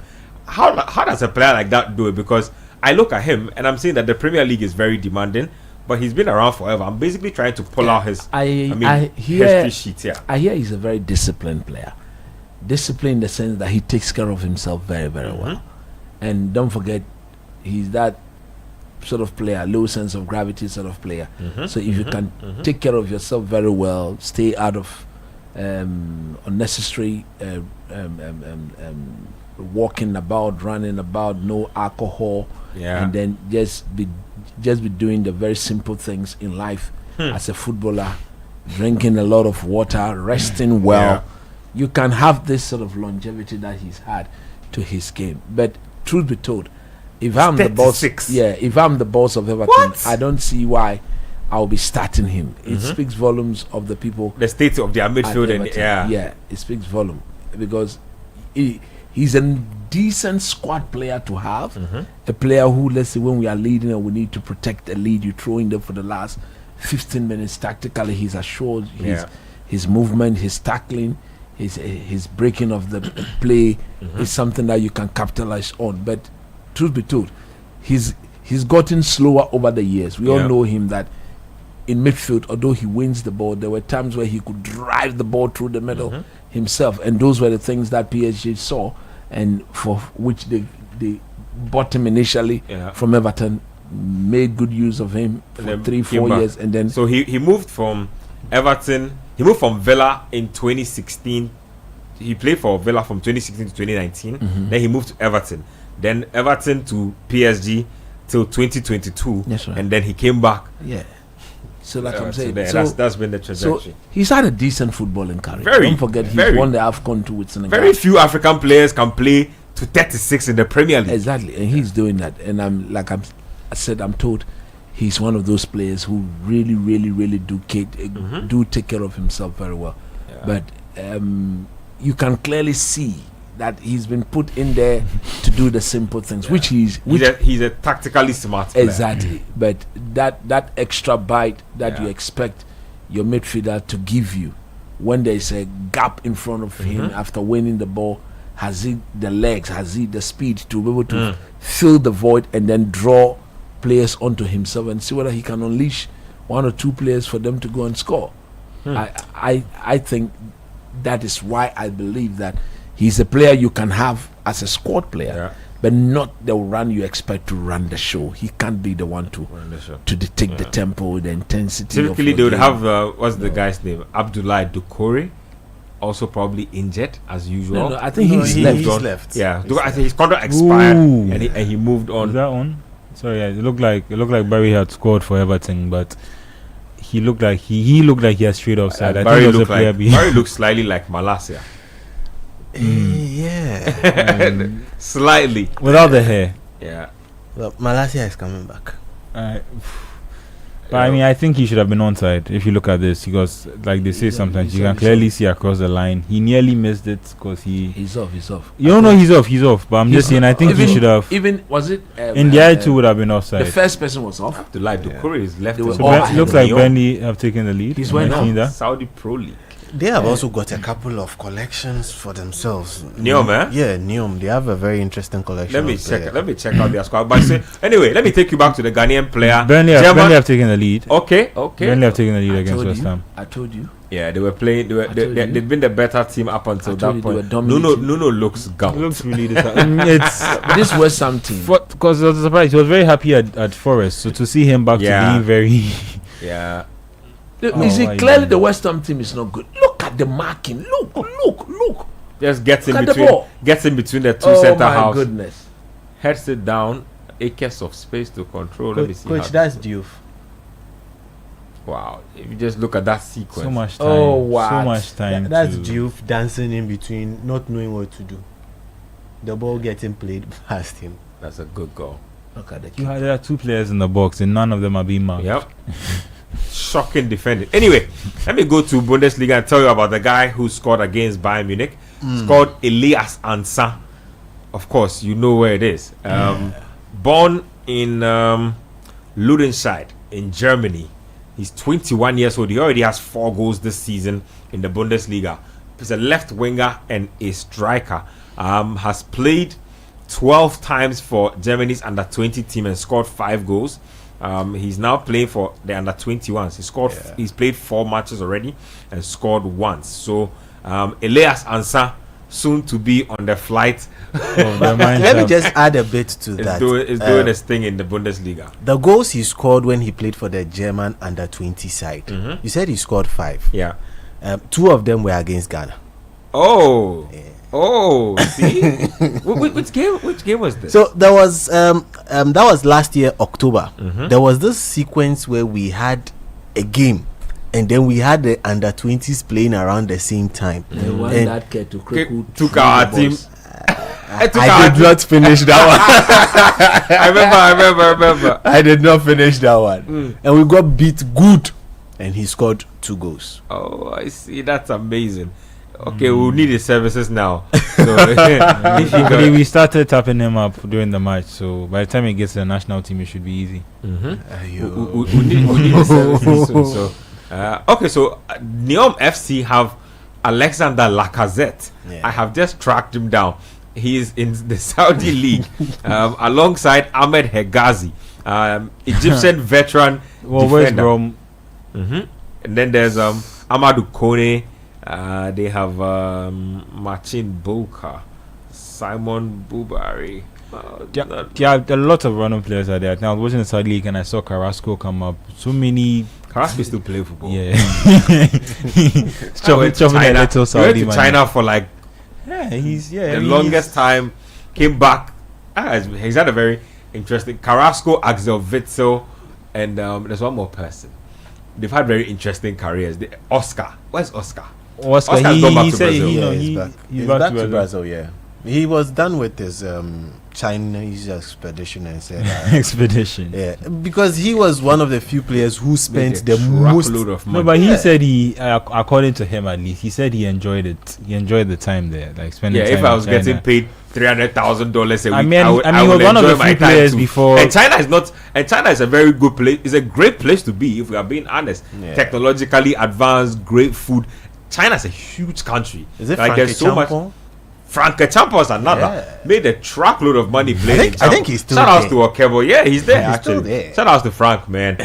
He's in fact Frank Champo, I believe, is a partner in one of the academies down here with Lothar Matthias. Just some academy work, so he's doing some good stuff. So he's been up to some good stuff. So they made good money. The China people have made good money. I mean, he was one of the early people. I think initially, after a while, they started. They put the salary. They brought the salary. Yeah, I cap. think it was 100% salary tax. Wherever you were paying someone, you had to pay 100% in tax to the government. That's ridiculous. And that slowed down the Coach, contracts look at they were your. giving. Look at your. Is that your friend? Yeah. Calvin Bassey. Yeah. Charlie. I have never seen a centre back that throws himself onto the pitch in the EPL like Kelvin Bassey. Don't do this. This is the game is at 40 minutes, Yeah. and this is the Bassey has third fallen down time like 3 or 4 times. he has already. done this. And it's weird when defenders dive because you are supposed to be the. He like, comes from Ajax. physically- He came from Ajax. Like you expect that you know how to do it, and you see, like when you're a footballer, when you have a certain profile, you are not allowed to be bad. Like you are not allowed to be bad as a left-footed centre back from Ajax. Like you can't be a bad footballer. I don't understand. But you know, every time Fulham concedes a goal, he's in and around the vicinity. Oh no, I'm serious. Every single time, it's either a Bassey missed challenge, a Bassey missed header, like something. He's always in and around the vicinity. And is he a starter for the Super Eagles? Yeah, He starts for them. One of the reasons why they have all action defender. yeah, Yes. very all action, no cerebral impact, just all action. Just all action. Come on, man, Calvin Bassey, do better.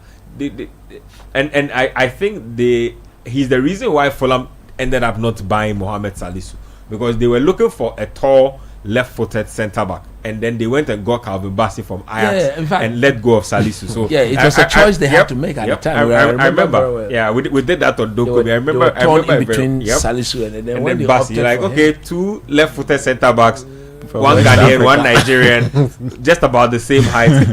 I think if left to Calvin Bassey alone, it would have been better with Salisu. I think so. I've not been a I great was about to Salisu say, fan lately, yeah, but they would have definitely been better off with Salisu. it's a bit more Calvin calm. Because what Batsy does, Salisu doesn't do any of those things. Like, how do you keep throwing yourself on the floor? You are supposed to be defending the goal, and you are the one doing the opposite. It means that by how do you call it? By training, he dives into tackles. He's been it's part of how he's goal. been Yeah. trained. What a goal. We have a goal. Flag is up. Oh, Oh man. And the ball was kicked right in front of Calvin Bassey. I told you, you'll be in and around the vicinity when the opponents get a goal. David Moyes was up to celebrate, and then the goal was chalked off. So, I mean, like on the David Moyes thing, I get what you're saying, but it doesn't matter how well you play unless you vary the way you score. And I don't think his team has enough variation in the way they score. Even at least, I mean, again, that's probably down to like, I don't see where the offside is from. Is it from Barry in front of the keeper? are they reviewing this? No, I think they've started. They've moved on. They've moved on with it, but I don't know. That looked like a legit goal. But yeah, I don't know if it's like you said, maybe because he hasn't had a good striker, so it makes all the build-up play pointless. But I think they need to find more ways to score more goals, basically, because it's it will come back to bite them. I mean, if you don't get more goals, you will be staring relegation in the face very soon. And it I think. It's a bit simple as expect. Sometimes if you have one player who can score 20 goals a season, that's good. But then if you have other players around, you need other players to chip in. 5-5, 4-2, and I don't think beyond Grealish, I don't think anyone else has beyond 3. Yeah, and the should score a lot more for the. I mean, he's on penalty, so I think he might. For the positions he gets in, he should score a lot more. But that's the thing about Everton; they don't like buying flamboyant, creative players. They like buying hackers. I don't know what their problem is. Interceptors and hackers.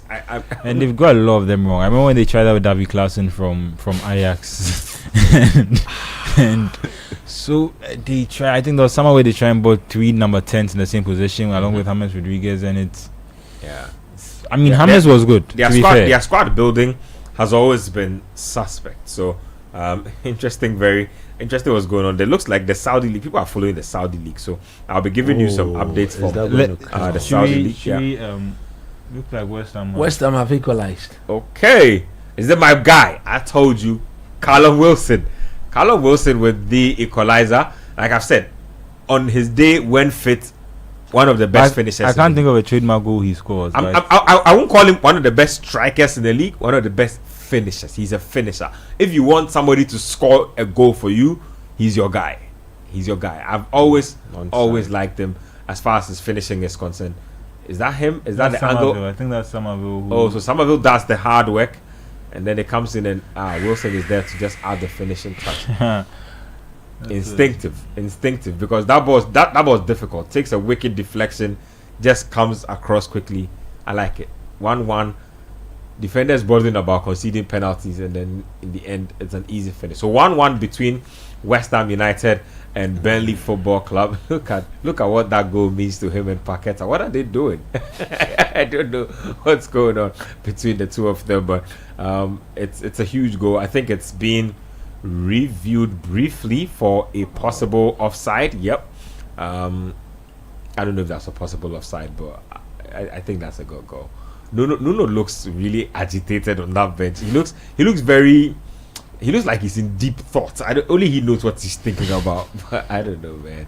Hard job. If I'm getting paid millions, I will laugh, smile at the storm, you know. I mean, after just being paid millions to leave a previous job. Exactly, I mean, my boy. Smile at the storm, bro. It's not such a difficult job. Don't be like I that. said, I think it's a little eye-opening for him at West Ham. I think on the surface it looks like there's a lot of talent for him, but I think going into the club, I think he's in a similar situation, but with the manager, with an owner who won't back him as much, if that makes sense. As much as Marinakis was always on you, I think he was willing to. I think the reason why he was so expectant is because of how much he was investing in the club. No, but West Ham have spent money. Don't get me wrong, they spent money, but West Ham bought Fulham for some crazy amount of money. Fulham. Yes. Fulham. Am I the one who spent the money for them? No. Your two strikers are Douglas Fulkrug and a free Callum Wilson who is barely fit. All I'm saying is they spent a good amount of money on those guys, so it's not like, you see, I always want people to make the distinction between not spending and spending poorly. Okay. Like, there are a lot of teams that spend money, but they spend the money poorly.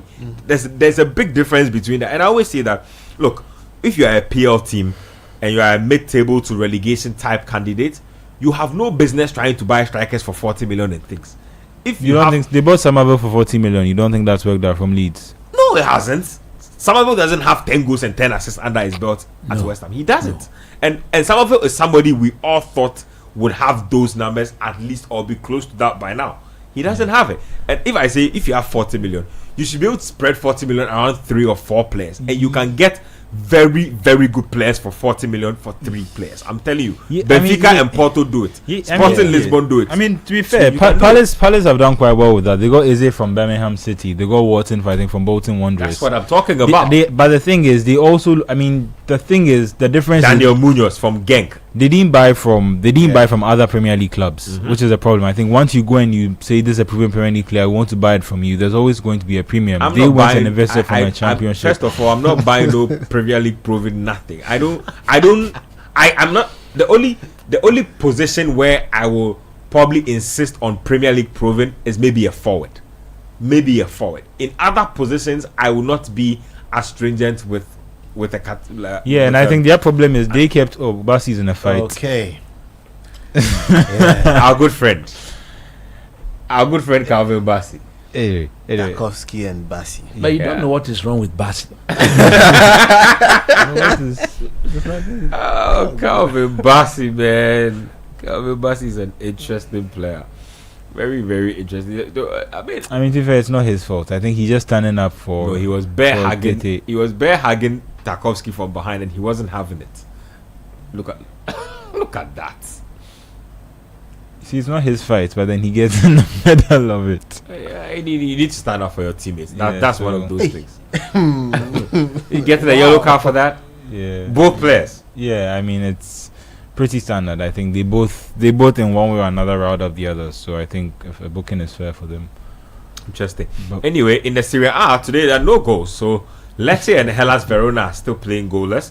Como and Cagliari goalless as well. Como is where Fabregas coaches, right? Yeah. Fabregas. So that's where he does his thing these days. Como have Rafael Varane, or he's retired. Did he retire? That adventure did not end well. He got in there. I feel he saw the kind of training that was being done, and then they moved him into an administrative position. Finally, that should have been. We have a goal. And it's my player. Guess who? Idrissa Gana Gueye. Like I said, 36 years old and still treating the Premier League like his garden. Get that pass away. Yeah, Idrissa Gana Gueye has just given Everton. Someone missed really a really big shot before that, but he was able to follow up on Idrissa Gana Gueye.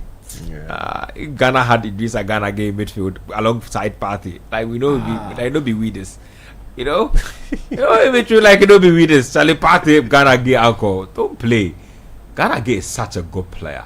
Like man, starts the move, goes back in. Look at him, just right place at the right time. Hey, right place at the right time. He was coming in. He was just observing the flight of the ball the whole time. Yeah, just nicked it in. solid player. 1-0. Everton.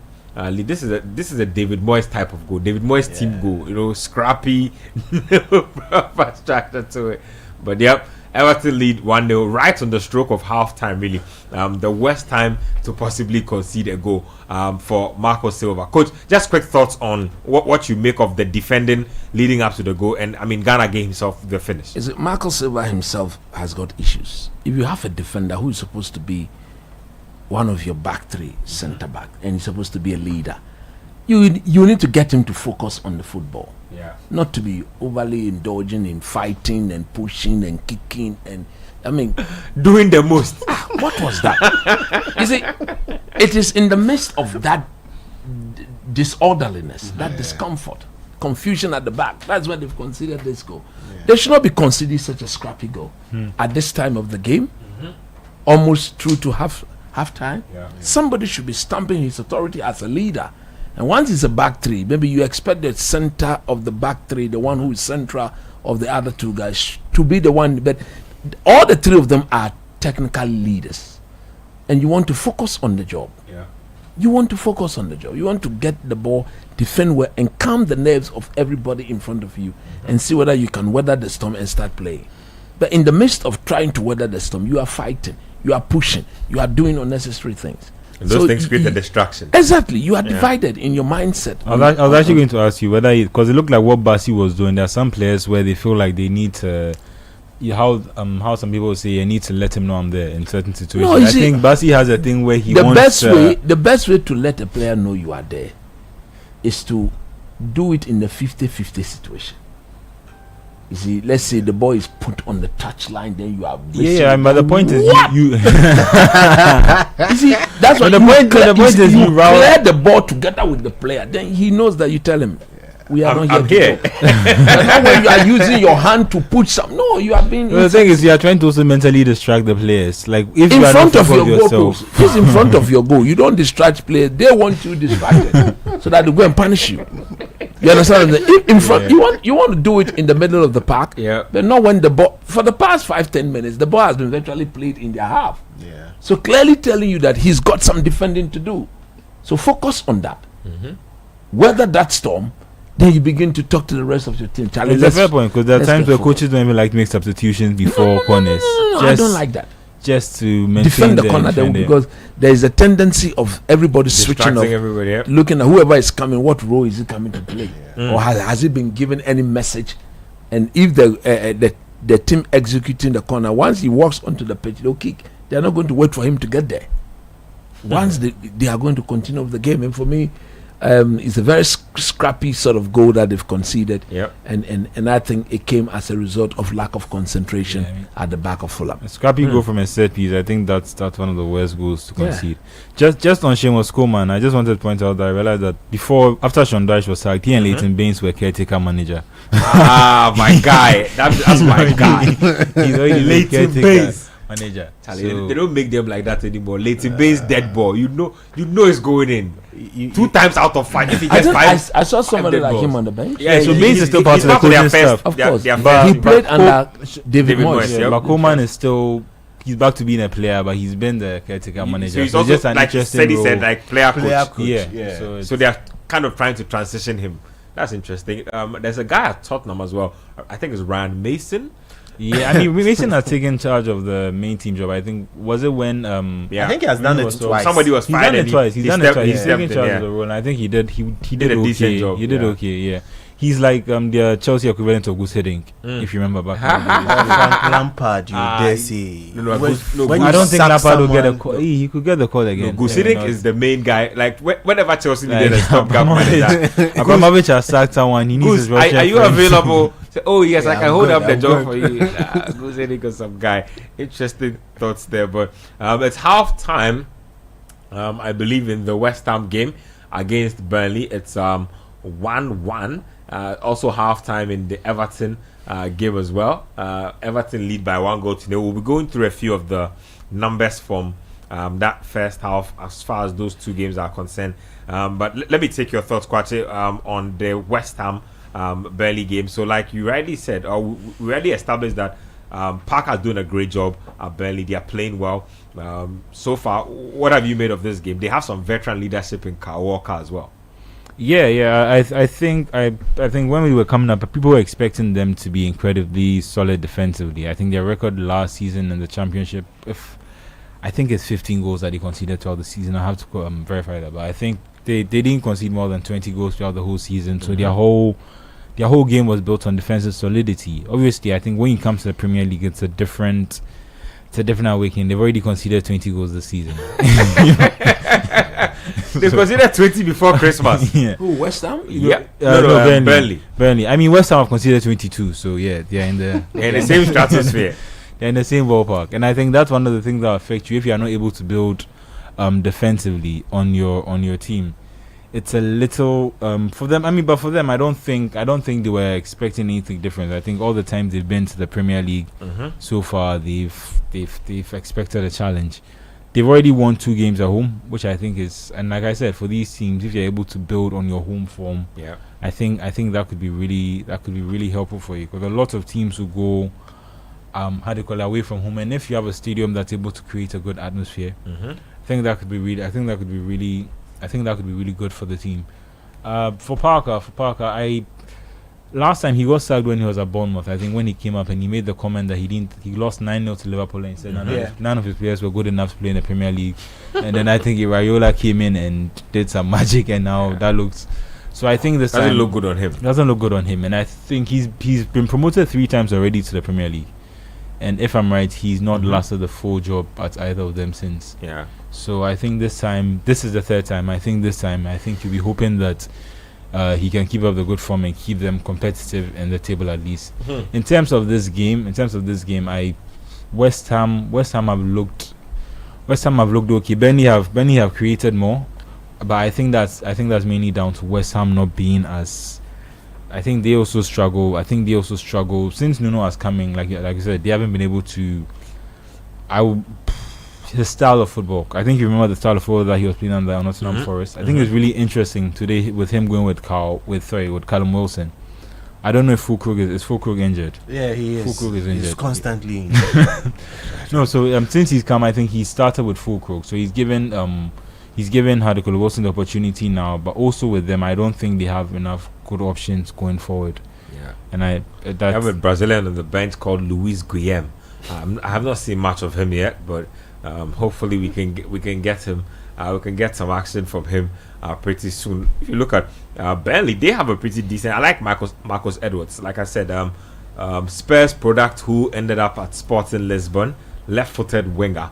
Now is back in the Premier League, and then they have who was on the bench? They have Armando Broja on the bench. Hannibal Mejri United. Yeah. So interesting. I think he took a move to the championship down and then got promoted with them. So that is a good player. I'm not sure why he's not getting played. I used to like his composure on the ball. And I think he starts for his national team. Is that? But he actually normally starts for them as well. It's just one of probably those rotation, games. and he's out of the mix. I like him. He's a pretty good player. When you break out of United, sometimes players are good. You just don't get an opportunity at the big clubs you are coming from, and that should be okay. You should be able to go somewhere and make a name for yourself. But I feel like a lot of people are getting lost in the Cole Palmer vortex and thinking that this could be me. Like, I will go and show them I'm a good player, and then you end up at a relegation club, and then you get relegated, and then nobody comes to buy you, and then you have to play the championship. Nonto still has interest. But based on how much teams pay for you, you should get a good sense of what your skill set and your valuation is in the market. Palmer was bought for 45 million. Yeah, I don't think anybody buying Hannibal Mejri for 20 million even. But McAtee went for 30 million.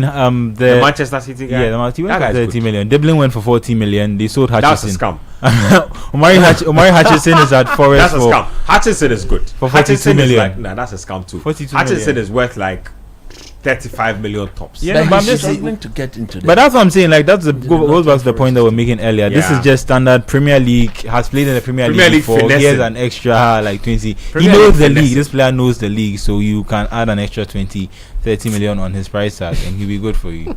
I don't know, but like I'm saying, if I'm a GM of a Premier League club and I want players to buy, especially I'm a mid-table club, I'm never buying players from Premier League teams. Like, unless they are so English homegrown. And even that, you have to be of a certain minimum level of talent to be able to make it in. Because, like I've said, Brighton have proven that you can mix it up. You can scout from South America. You can scout from Portugal, Belgium. You can make it happen. Yeah. Belgium has a lot of quality. And there's players. also the thing of bringing these. Obviously, players in England are desperate to make it, but I think players who come from other countries and come to England and have to now like settle in, I think they're a little more logged in into. Like, their success is almost built on this. Whereas if you're English and you don't do well here, I can go to Aston Villa or Burnley will buy me, or this other team buys me. Whereas you have almost like one chance when you come from a different league. Facts. That's true. We'll talk about the Arsenal game a bit. That game is at 5:30.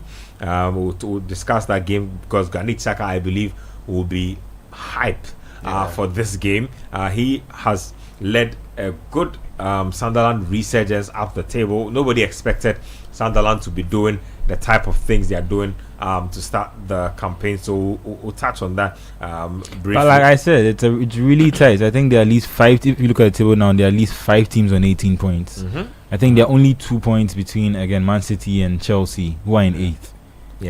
It's a very tight thing. So within 2-3 weeks, with back-to-back wins and back-to-back defeats, your place in that mid-table could be looking a lot different. So I think just for now, while I'm excited with how well Sunderland are doing, there are lots of teams on their tail, so they need to keep it up for a bit longer. And possibly losing this weekend against Arsenal, while other teams have a chance to go ahead is one of those things that might start to tell the difference later on in the season. I really want to see what type of approach they take to that Arsenal game, and what type of approach Arsenal themselves take to that Sunderland game, because will be very telling. So we'll see about that.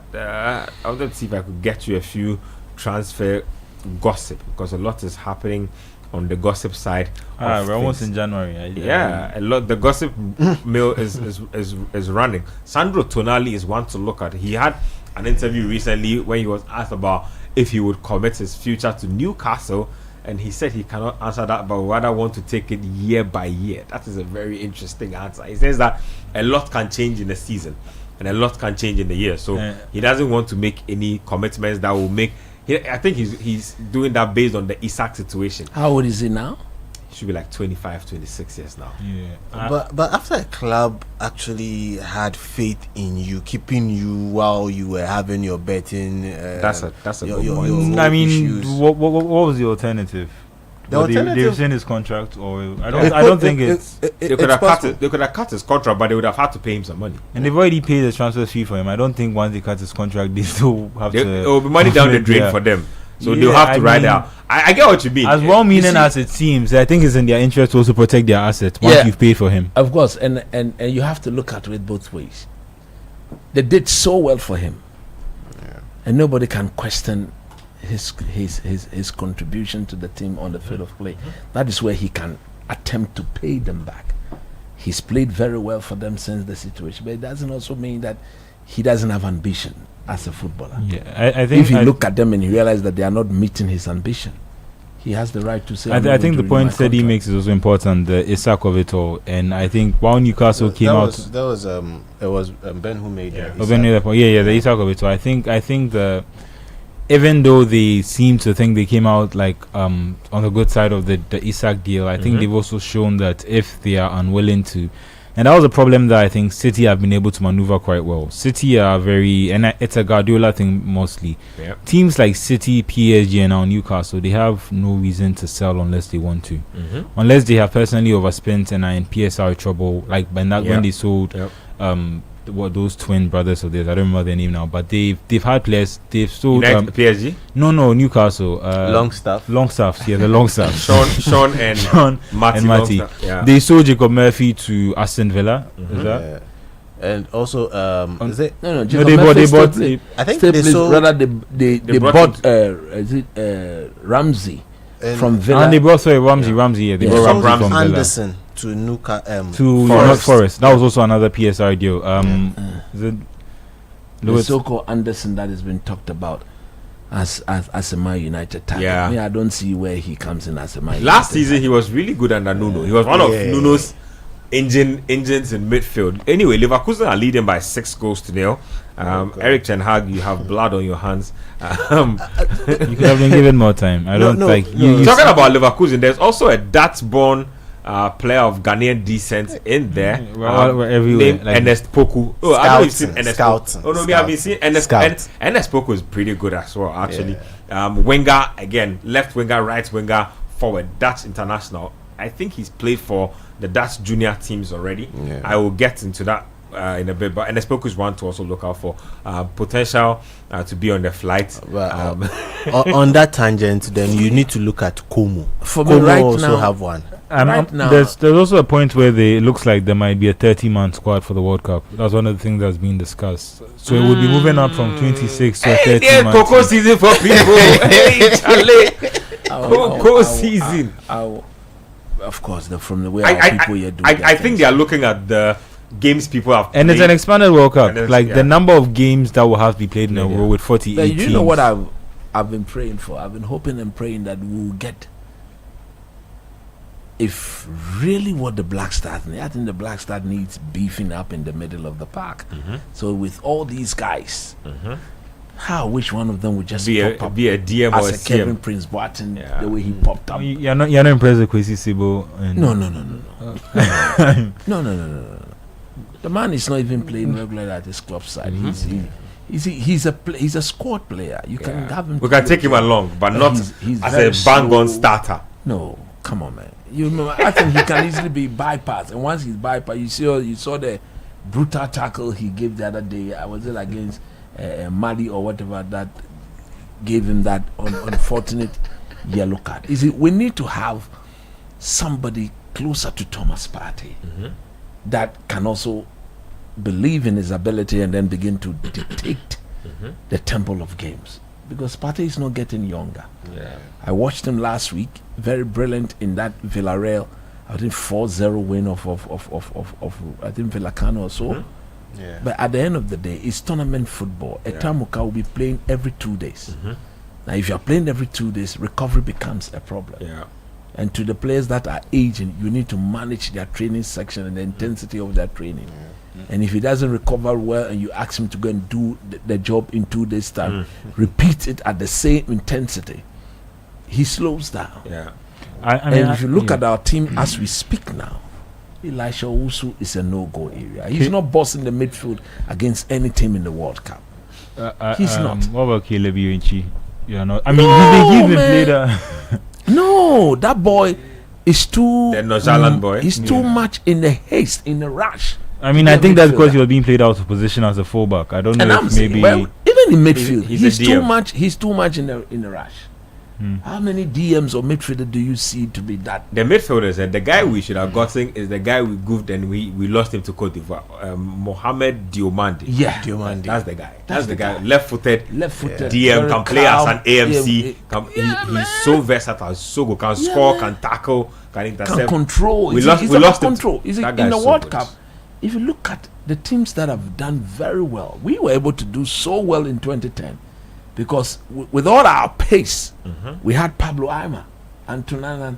When the ball got to him, he could calm it down, go square Yeah, to can our do it all. fullbacks, and then go and receive and pass it forward. Can tackle, can Don't intercept. forget, most people tend to forget Michael Jackson didn't play in that World Cup. Everything we did, every good thing we did in the Ghana was midfield, phenomenal. Antonana was the base. He was more or less the focal point. Yeah. He made Kevin Prince Boateng and Kodjo Asamoah very better because we had Pablo. a 4-3-3. Charlie. Oh, Charlie. Rather when you look at Elisha Owusu, the man cannot even pass, let alone intercept to decide when to pass and then execute the pass. Charlie, there's a guy on YouTube saying his name is SLS. He says Leighton Baines is the reason he's an Everton fan. Was one of the best dead ball specialists in the league. We paid 24 mil for Barry. It was Dublin signing that was in the region of 40. Okay, so that's a proper Everton fan. Yeah. Wow. I like the points you're making about. You like, see? so we need to find it. We need to find it We need to because find CMs for You the cannot World depend on Salis. Cup. Yeah. Who else? The boy, Abu Boy. Again, come on. The Mohamed quality- Francis Abu. Yeah, the quality is a bit on the downside. You can have him with his adrenaline level pumping up. You Francis can have Abu, him he's to an go and do- attacking midfielder. Yes, He's not. You He's understand? not a CM. And we CM. need somebody who will tackle in the midfield, and when he wins the ball, he can also pass the ball. If you look at what Sibu and Co are doing, when they win the ball, to pass the ball for it, they need to go through Thomas Partey. With that cannot be our way out.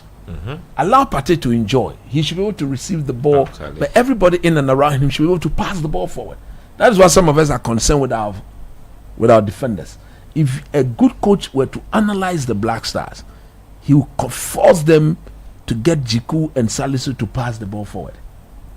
If I'm to play against the Black Stars, I block the channel to Thomas Partey, or I put somebody in and around that him. would mean our defenders Who will will make a have to lot of pass. mistakes. They will have to pass the ball, which they cannot do. They can't pass the ball forward. You understand? So there will be a lot of turnovers, and that's going to come back to put the team under pressure. And if we are unable to defend, we concede.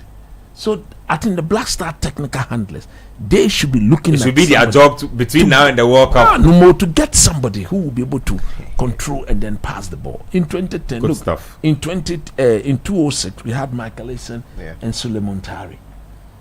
What most people don't go. Suleiman Tari in 2006, he was not playing as a left winger. He was closer to Michael Essien in midfield. Okay, because at the time we had Aminu Dramani and then Otuado and then those guys on the floor. In 2010, there was Antonanda, there was Kevin Spring Boateng, and then there was what Kodjo Kodjo Asamoah. Asamoah. Okay, all in midfield. That quick joke. Kodjo And then Asamoah. Pristego and then Andre on the flanks and the baby jet. Prince bicycle kick Table. You understand? Even when we went to Brazil, there was this, there was Ajiman Bedu and this boy, Rabiu Mohammed. We need somebody like Rabiu. We've had players before. We need somebody. Even Free Aqua in his prime was a really good industrial CM to have. When we had Wakaso and Free Aqua, they were both rugged, but they could pass the ball. Yep. Now we're Muti, John. What is the name? Salis. No, Salis and this the one that Otuado is overly obsessed about. Elijah Usu. They can't pass the ball. Square passes. Oh, I can do square passes all day. Take and pass it. Don't just go back and go flank. Any midfielder at all can do it. And if you watch them play, for them to pass the ball forward, he has to go to Thomas Partey. So look, that is one of the things I'll be looking forward to seeing in our game against Japan and Korea. If I'm the head coach, I'm taking Thomas Partey to those games. I'm not taking him because there's nothing to test out the game. There's nothing to teach him. So let's hold him on and let's see what the others will do in his absence. Ghanaians will not talk if you don't take Thomas Partey. All you need to do is to come to the press conference and say, look, I don't need him. He's a sure banker for the World Cup. I want to see how this team will look without him, especially in the middle of the pack. Can we control games? In his absence, we've not been able to control. You see, as a coach going to a major tournament like the World Cup, you should be prepared for almost everything. Because one thing that will not be accepted is those flimsy excuses that will say, because this man was not there, that's why it was this, that's what. Nobody's going to accept that. Nobody's going to accept that. Let me tell you a few more things going on in the transfer gossip corridor. A few will interest you. Now, Napoli, according to Gazzetto dello Sport, have made contact with United over Kobe Meno. They want to take Meno away on loan, and according to reports that there's some traction in that situation. I'm sure Meno's talked to McTominay. McSaw says, I think, guy, come to Naples. I think what is happening is this. I think what is happening is this. The ball wants to play. The system being played by Amorim is a very difficult system for him to fit into. And unfortunately, surprisingly, Conte plays 3-back-2. So he's been less rigid. Conte don't play with two number 10s. That's the difference. He plays with two DMs. But Amorim plays with two DMs and two number 10s. In the case of Kobe Meno, I think I think the boy himself has not helped himself out of late. Whenever he's been thrown in there with 20 minutes, if he was not in the team today, he got a knock in training on Thursday, so that meant that he couldn't travel with the team. And I understand where he's coming from. He came onto the scene from the youth team into the United, so that he played very well, won the FA Cup with United, went to the World Cup to the Euros with England, sat on the bench. People crumbled that he be introduced. He came on. He played very well. He played all the way through to the final. Then, at the season where he was, at the beginning of the season, he got injured. He didn't come back. Ten Hag got sacked. Amorim came in. He was still injured. Now, Amorim had to do some adjustment. But I listened to Amorim. He spoke about him. He said, "Look, Kobe is training very well, and truth be told, he deserves to play. But here's the situation where Man United are playing only one game in a week." And it is going to be a problem for every coach to keep every player happy. But also, what United will also not do is to let him go and not bring a replacement in, because you should be prepared for injuries and stuff. I think Man United are going to have a serious push for top 4, because at the business end of the season, those teams that will be competing for top 4, most of them will be in Europe. This is just game number 11. After game number 20, 22, 24, 26, then those in Europe will begin to feel the strain of playing 2-3 games a week. So you, the team, playing only one game a week. That is where, if you are on top, you are pushing, you are in and among the mix, you can push for that Champions League spot. Well, according to the reports here, AS Roma are also keeping an eye on him. Yes. So it looks like he has. They are all ready to take him up on loan.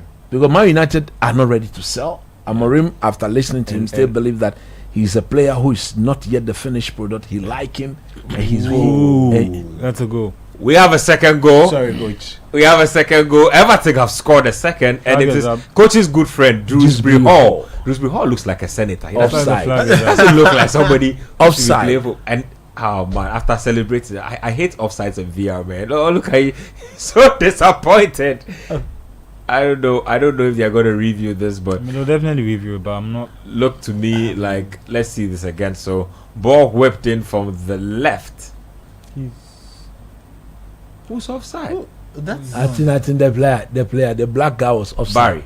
Yeah, and he virtually It was obstructed obstructing the the player goalkeeper. No, he even prevented the The Fulham goalkeeper. defender from clearing the ball. This guy Score. can't You score. You let other people to score. Oh man. Anyway, so that's the story of the game. So it's still 1-0 advantage Everton. 53 minutes played. It's 56 minutes played between West Ham and Burnley. It's also 1-1 over there. More transfer gossip for you. So Just on the Napoli thing, I noticed the same thing with Tuchel when he went back to Bayern the first time. I mean, now he's England manager, so it all makes sense. There's this obsession slightly with English Premier League players, or like revitalizing. Yeah, careers. And it's worked at Roma as well. Worked really well at Roma. They had Smalling. They had Abraham was really good. there. Smalling had a rebirth. Even at Napoli now, their midfield is Anguissa, who was at Fulham. Yeah. They have Billy Gilmore, who is from Brighton. Facts. They have McTominay. And So as for Napoli, they've understood the transfer of English players from the Premier And League. that and they've also realized that like there's this hype in the Premier League where you are either really good or you are really bad, and There's a middle ground. They understand. There's football. a middle ground where if you tactically analyze, you put them in a different system. Like maybe McTominay is not a number 6. Maybe you try and use him because when he plays for Scotland, he scores more goals. Yeah. Maybe if you play him further forward, he gets He's more more, goals yeah. for you. Yeah. And in the Premier League, there's too much. Everyone wants to have a quick take. You get me? And it's Yeah. yes, McTominay is not good, and then we make up our mind that He's not good, so he and he needs can to never go. be good. Yes, so now he has No, to it's leave. true. And Never room for any middle ground. Coach, you're going to say something about that. Yeah, I was going to say something that say that is it an admission, therefore, that the English league is far better than the Italian league? Yeah. Well, I mean, the quality is there, but that's Yeah. also it's an effect, like we're saying, it's an effect of the money that's spent. If you are spending 30-40 million on your backup players, and these people are having to recruit from the academy constantly, at some point, what you have. That's And not you good and I enough can for- agree that if you look at Italy, once upon a time, AC Milan would parade a lineup of 8 stars, and only 3 of them would be like non-stars. Like, Oh, that Like- 2005 lineup If- against Liverpool. look, if to- Juventus paraded like a lineup back then, they Yeah. have Nedved, they have Trezeguet, they have Cameronesi. Like, that's the kind of lineup they were putting out there. Henry, Buffon, different Del Piero, Inter Milan will put up a Marquisio, lineup, and there's Christian Kivu, there's Alvaro Recoba, there's Christian Vieri. Like, Stankovic, there Lito, were there's- stars everywhere, like across. Even Lazio and Fiorentina had enough stars to go around. So I don't know. It's just one of them things. So more rumors say that Spurs are open to bringing Ivan Toney in January. Yes, from the Saudi Pro League on loan. He's getting 100 million for 2 Are years, they 50 correct? million per year. No, I think they have genuine goal scoring fears. And then some of the strikers will have to go because Yeah. you cannot have Kolomoni, Yeah. you cannot have Richarlison, you Richarlison. cannot have Solanke, you cannot have the boy I- from I Bayern. think- Like, I think they want to move Solanke on. Also, Solanke, they want, but they pay 60 million for him. Look at your player. That's the. Barry. He's hurt himself. Oh. You're trying Looks to like he has trying pulled to do his a step shoulder. over or something. Oh man, been very busy all He's had a game. very active game. Yeah, very. Done nothing with that. But do you like Ivan Toney coming to Spurs, or do you think I mean, they can make it I happen? like I said, his contract 50 million for a year. So in 2 years, we were 100 million. That's good money. Bag a few bands, come back and play at top level around 28, around there. I think it's a good move for him. Whether he's, You say he's 28? I think he should be. He's 29 actually. 29 now. Okay, so he's 29 now. He's not too old. That's Soon what I'm to be saying. 30. Yeah, Yeah, he's very slow too. but I don't think his game I don't has think, really I don't ever think his depended game on was his ever pace. on. Yeah, he's a target man. So To be fair, he was born in March, so he'll be 30 next year. He turned 29 this year. Ah. I mean, but we're in November, so it is almost 30. soon almost to there. be Soon to 30. it's still soon to be 30. Either which ways you look at it. So Yeah, that's I what it mean, looks like. I don't know if I'm just seeing that the Thomas Frank link makes sense. My Having player is worked, It does. having worked together at He Brentford. worked with Thomas Frank. Thomas Frank is at Spurs now. Frank feels like he could bring Tony. If they can convince him to pay that kind of, like Spurs to pay that kind of money, is another problem. Because I don't think they're matching his salary. No. I said even if it's on loan, I don't think. Where's he now? Ali. I don't think Ali will agree to pay 100% of his salary while he goes off to play for Spurs. They'll have to agree to at least pay half of the money, and I don't know. That's a lot of money still to pay, even if it's 50%. Soucek Scored a winner. Yeah, Soucek always has like the looks of a guy who can give you a winner whenever he comes on the. This is what he should be doing, honestly. Coming off the bench, 70 minutes played, 60 minutes played. He comes on. But this is an unfair comparison. But he's just like a much slower Bellingham in the win. Bellingham does way more technical. Obviously, Bellingham is way more active. Yeah, but he's not a slow player. Yeah, Bellingham is way more active. He's talking about Soucek. Jude, Soucek. In fact, Jude gets overlooked in a lot of the dirty 50-50. He covers a lot of ground. Don't do that, man. He covers a lot of ground. For me, I just think it's similar to the way sometimes when people talk about Lampard, it's not like I'm trying to discredit every other thing he did in the midfield. Lampard is the most underrated footballer of all time, probably the most disrespected as well. I've never seen any footballer with Lampard's numbers who gets talked about like the way Lampard gets talked about. I don't know why, but me, there are a lot of midfielders I will not place before him. I don't care if people want to rate it Lampard, absolutely one of the all-time you pick greats. Lampard over Scholes. I don't want to start a debate here. I don't want to start a debate. But I think one is debatable. that the two of them have got good goal scoring instinct. The one is more accustomed to scoring goals. That's Lampard. But Paul Scholes is the control. Lampard was more number 10. Scholes was more. He will number control 6. Number 6. I listened to long passes. I listened to Patrice Evra. I happened to chance upon one of his interviews and they say everything. Ferguson used to tell them, give the ball to Scholesy. Scholesy controls the game. And there was a day that they were refusing to do that, and then Fergie got pissed off in the dressing room. I told you to give the ball to Scholesy. Ball to Scholesy. Scholesy controls the game. I said, yeah, man. You see, those things are always going to split heads. I heard Xavi say that Scholes is his favorite. Of course. Number 6. So is it for the technicians? Yeah. They will look at Scholes and say, look, if there's any player I want to play with to make the game a bit and it's simple for me, Scholes. I'd probably take Lampard. I like Lampard. I feel like he always made things very simple for himself. Like he doesn't like touch the ball 3-4 times even. Like if the ball comes, he knows he'll just give the ball space, touch the ball once, pass, move. Like he's so underrated in the way he do things. I don't think he gets appreciated enough for me. People look at him like he was just a goal scoring midfielder, but I think that was the mistake England did. Yeah, I was about they should have played him.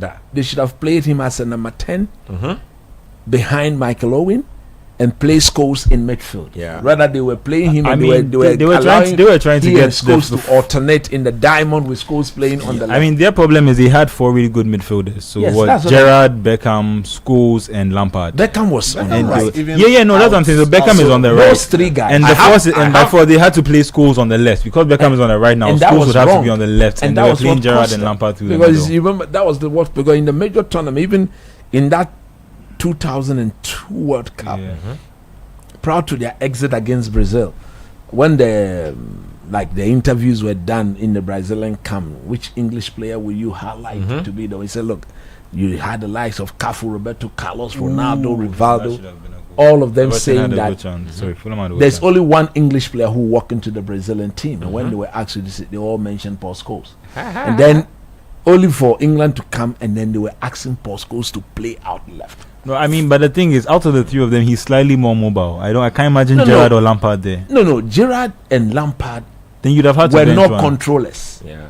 So if you are smart in your job, you put the controller. It's like Andre Pirlo. He's a controller. Yeah. So he should be in the middle of the pitch. You Charlie. don't ask him to go wide. Whilst Gerrard and Lampard stays in the middle. I have news for you. Bayern Munich are on the verge of losing their first game of the season, and they are losing to Union Berlin. It's the 94th minute. A derby. A card derby. Yes, that's a derby actually. I think they just hit. I think they just got level. But please hold on. Let me just get that for you. Okay, so something funny is going on. They just removed the goal, the Union Berlin goal. I'm not sure. So it's two. It says 2-2 here now. I have to wait to give you an update. I'm not sure. That's a little confusing. So it looks like Harry Kane got an equalizer in the 90th minute. That's what it's saying here. 90 plus 3. Yeah. Harry Kane scores goals. But I had 3-2 initially on my board. Yeah, I think maybe they scored, but then the goal was disallowed. So it's 2-2 so far. Interesting. I thought Bayern were on the verge of losing.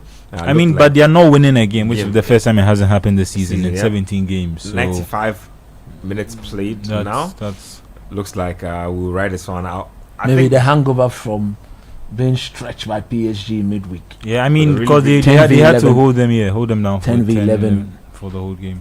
These are things that are proven scientifically. Oh no, I mean like I said, they've won every game they played in the season, either in the league or in the Champions Yes, that's League. what I'm saying. So that I feel like in midweek they've had a very difficult Good game, yeah. They had to play about some substantial minutes of the game with 10 men. Yep. So they were overworked, and we all saw that they eventually had to dig deep just to keep that 2-1 lead, which eventually they came out with. So at the end of the day, a chunk of the same team that played on Wednesday, I'm very certain is in the game today. Yeah. So, I mean, these are not robots; these are human beings. So at the time, it will definitely begin to show up, especially when the opposing team you are playing against are playing the thing at a certain tempo, intensity that requires that you put in a bit more effort. And this is a derby game, I agree. Yeah. So you can imagine the intensity. Yep. So I understand what is To happening. be fair, I'm actually looking to Bayern squad right now, and I'm not impressed with their bench at all. It's I mean, besides Pavlovic and maybe Nicholas Jackson, I don't think I'd like beyond their first team, because their first team looks okay. It looks quite good, I think, with the midfield that they have, but they don't have enough depth in the team. So I can understand when coach is saying that based on how much they have to exert themselves in the Champions League, they may struggle to replicate that over the weekend. Anyway, still my point stands. Lampard, the most underrated midfielder of all time. Anyway, let's go to let me go. Yeah, Charlie, Frankie. Some people didn't win a league title and it held them back for the rest of their life. Super Frankie. No, but no. Don't go there. There's a reason why Gerrard has been I kept didn't out mention- of the I didn't- conversation. I I will didn't- mention his name. Don't do that. Anyway, let me go to Sunderland versus Arsenal. Let's check our preview of that game. It's lineups are out for that one. Sunderland are playing, I believe, at the Stadium of Light. Craig Pawson. Charlie, another one. Craig Pawson will be at the heart of the game today. He will be the match official. Very controversial referee. Likes his yellow cards a lot. So possibly we will see a lot of bookings in this game. When you look at lineups for this one, for Sunderland, the home team, Roofs is in post for them. They play a back five of Mandava, Getrauda, Ballard, Mukiele, and Hume. That's a very interesting formation because naturally Getrauda and Mukiele are fullbacks. So very interesting what they are doing here. In the middle, they have Traore, Shaka, and Sadiki. And then Isidore is the one leading the line. When you go to Arsenal, David Raya is the man imposed for them. Timber, Saliba, Gabriel, and Calafiori. This looks like Arsenal's stable back line now. I didn't think Calafiori would be playing left back a lot, but it looks like that's a settled place now. Zubimendi will anchor the midfield and will be flanked on both sides by Declan Rice and Ebere Eze. So I think they are doing what should be a anchor man or register in Zubimendi. Rice should be like a box to box, and Eze should probably be an advanced playmaker. And then when you go up top, Trossard, Merino, Saka. We know what Merino is doing there already. False nine or so it seems. Sedi, let me take your thoughts on. Yeah, what else should I say? Let me take your thoughts on those lineups there. Arsenal away from home, pretty strong lineup there, just lacking a natural striker. When you look at the bench, no Gyökeres on the bench, so I think he's still definitely injured. So he will not be involved at all at any level in this game. They don't have a lot of firepower on the bench. I'm just noticing all of a sudden. So they have Andre Harriman and Nose. I haven't seen him even play. Max Doman. I have liked Doman when I've seen him play. Very creative midfielder. Skelly, Miles Lewis, Ethan Nwaneri, Christian Norgard, Piero Hincapi, and then they have Ben White, also Christian Mosquera. They have 3 centre backs on their bench. 3 centre backs, 1 defensive midfielder, 1 fullback. Charlie, this is not looking good. All of a sudden, they don't look like they have anybody apart from when Gyökeres is out. No, but I feel that taking out Gyökeres means that you even don't even see the man, what's his name, Kai Havertz, because he has disappeared. Okay, so Havertz is injured. Oh, he has disappeared from the team. He has literally disappeared from the team. He'll be back from injury soon. No, but when he even comes back from injury, just on that, I think most of their injuries are in attacking position. So with Havertz is injured, Madueke, Odegaard, Gyökeres, Martinelli. These are all Gabriel Jesus. Yeah. I forgot about him. That is a serious hospital. And that's you hear me? So all these attacking players, who most of them who you arguably would say would go straight into the starting lineup. Yeah. I was worried about Trossard. I didn't think he'd get time to play this season based on the players they had been signing. He wanted to leave. In fact, he was agitated about his playing time and wanted to leave, but looks like there's so much football to go around. I don't know if it's an Arteta thing, just on that, because some of these are hamstring. I mean, knee injuries. It seems to be mostly knee injuries, but it seems like there's a pattern with the way Arteta trains. And I understand that his thinking was, if we sign more players, when players get injured, we can still have a good team. Because last season, that's what held them back. In fact, if you look at them, that's what they've done. Yeah, and it's working. It's working. They have so many players that even when players are injured, they can switch. He's never been in a position where he's had 3 strikers on the bench, like Havertz, Jesus, and Gyökeres, and he has to pick one. He's always seems to be rotating between them. And like Coach always says, Arteta's gotten to the point where he doesn't have to score more than 1 goal to win a match. And so he looks at a game like this and says that it's Sunderland. I can score 1 game. I can shut up shop and win this game. It doesn't have to be 2 or 3-0. It doesn't have to be pretty. But I don't know. You look skeptical. I don't know how you feel about that. I mean, like I said, Arsenal. This is not the Arsenal I'm worried about. It's when the pressure is on. This Arsenal, they'll win games. Let them enjoy it. There's no mental when they are baggage. Contenders, turn up the when heat. you are contenders and it's 2 games away and you need to win because Liverpool is playing after you. This is a good example because they'll be playing against Sunderland and Liverpool are playing City tomorrow. That's an advantage for them because both of the teams behind them are playing each other. So at least they can't both make up the ground on them. But at least in terms of Arsenal, I think it just means that they get to build an advantage. And like I said, we need to see what they are made of now because they've been in a position to win the league at least 2 seasons in a row. And it's never been the starting well that's been a problem for them. It's finishing. Never been starting well, always been finishing, especially a couple of seasons ago against Manchester City, even against Liverpool last season. You could put it like that. It was a rocky start for them. They to be fair to Arsenal, I think last season's start especially was very difficult. They had a very notorious fixture list to begin the campaign. They didn't go too often. They got a lot of red cards. Red cards, yep. They had like 4 red cards by match day 10, which was crazy. I mean, the same with Chelsea now. Who are we blaming for the red cards? Maresca, right? Nobody. No. I mean, it's on you. No. It's not. It's your bad start is on you. I'm just saying. It's actually on you, but you can't solely blame the manager. The manager's tactics would also sort of put you in a position where you'll be exposed, but you can't solely blame it on the manager. Well, for example, if you look at the Delap red card that he called, I mean, what was the sense? Completely senseless. Well, the lap zone is different, but I think there was a time and then where there was Nicolas Jackson, So always picking up cards for senseless arguments. You come off the bench and pick up a red card. Which is crazy because if you get fined, I think if you get 5 yellow cards and you get suspended, the team will fine you. Actually, you have to pay a fine of like a week. You have to like forfeit a week. It all goes towards like the Christmas birthday party. It's not some either which ways you will still be fined.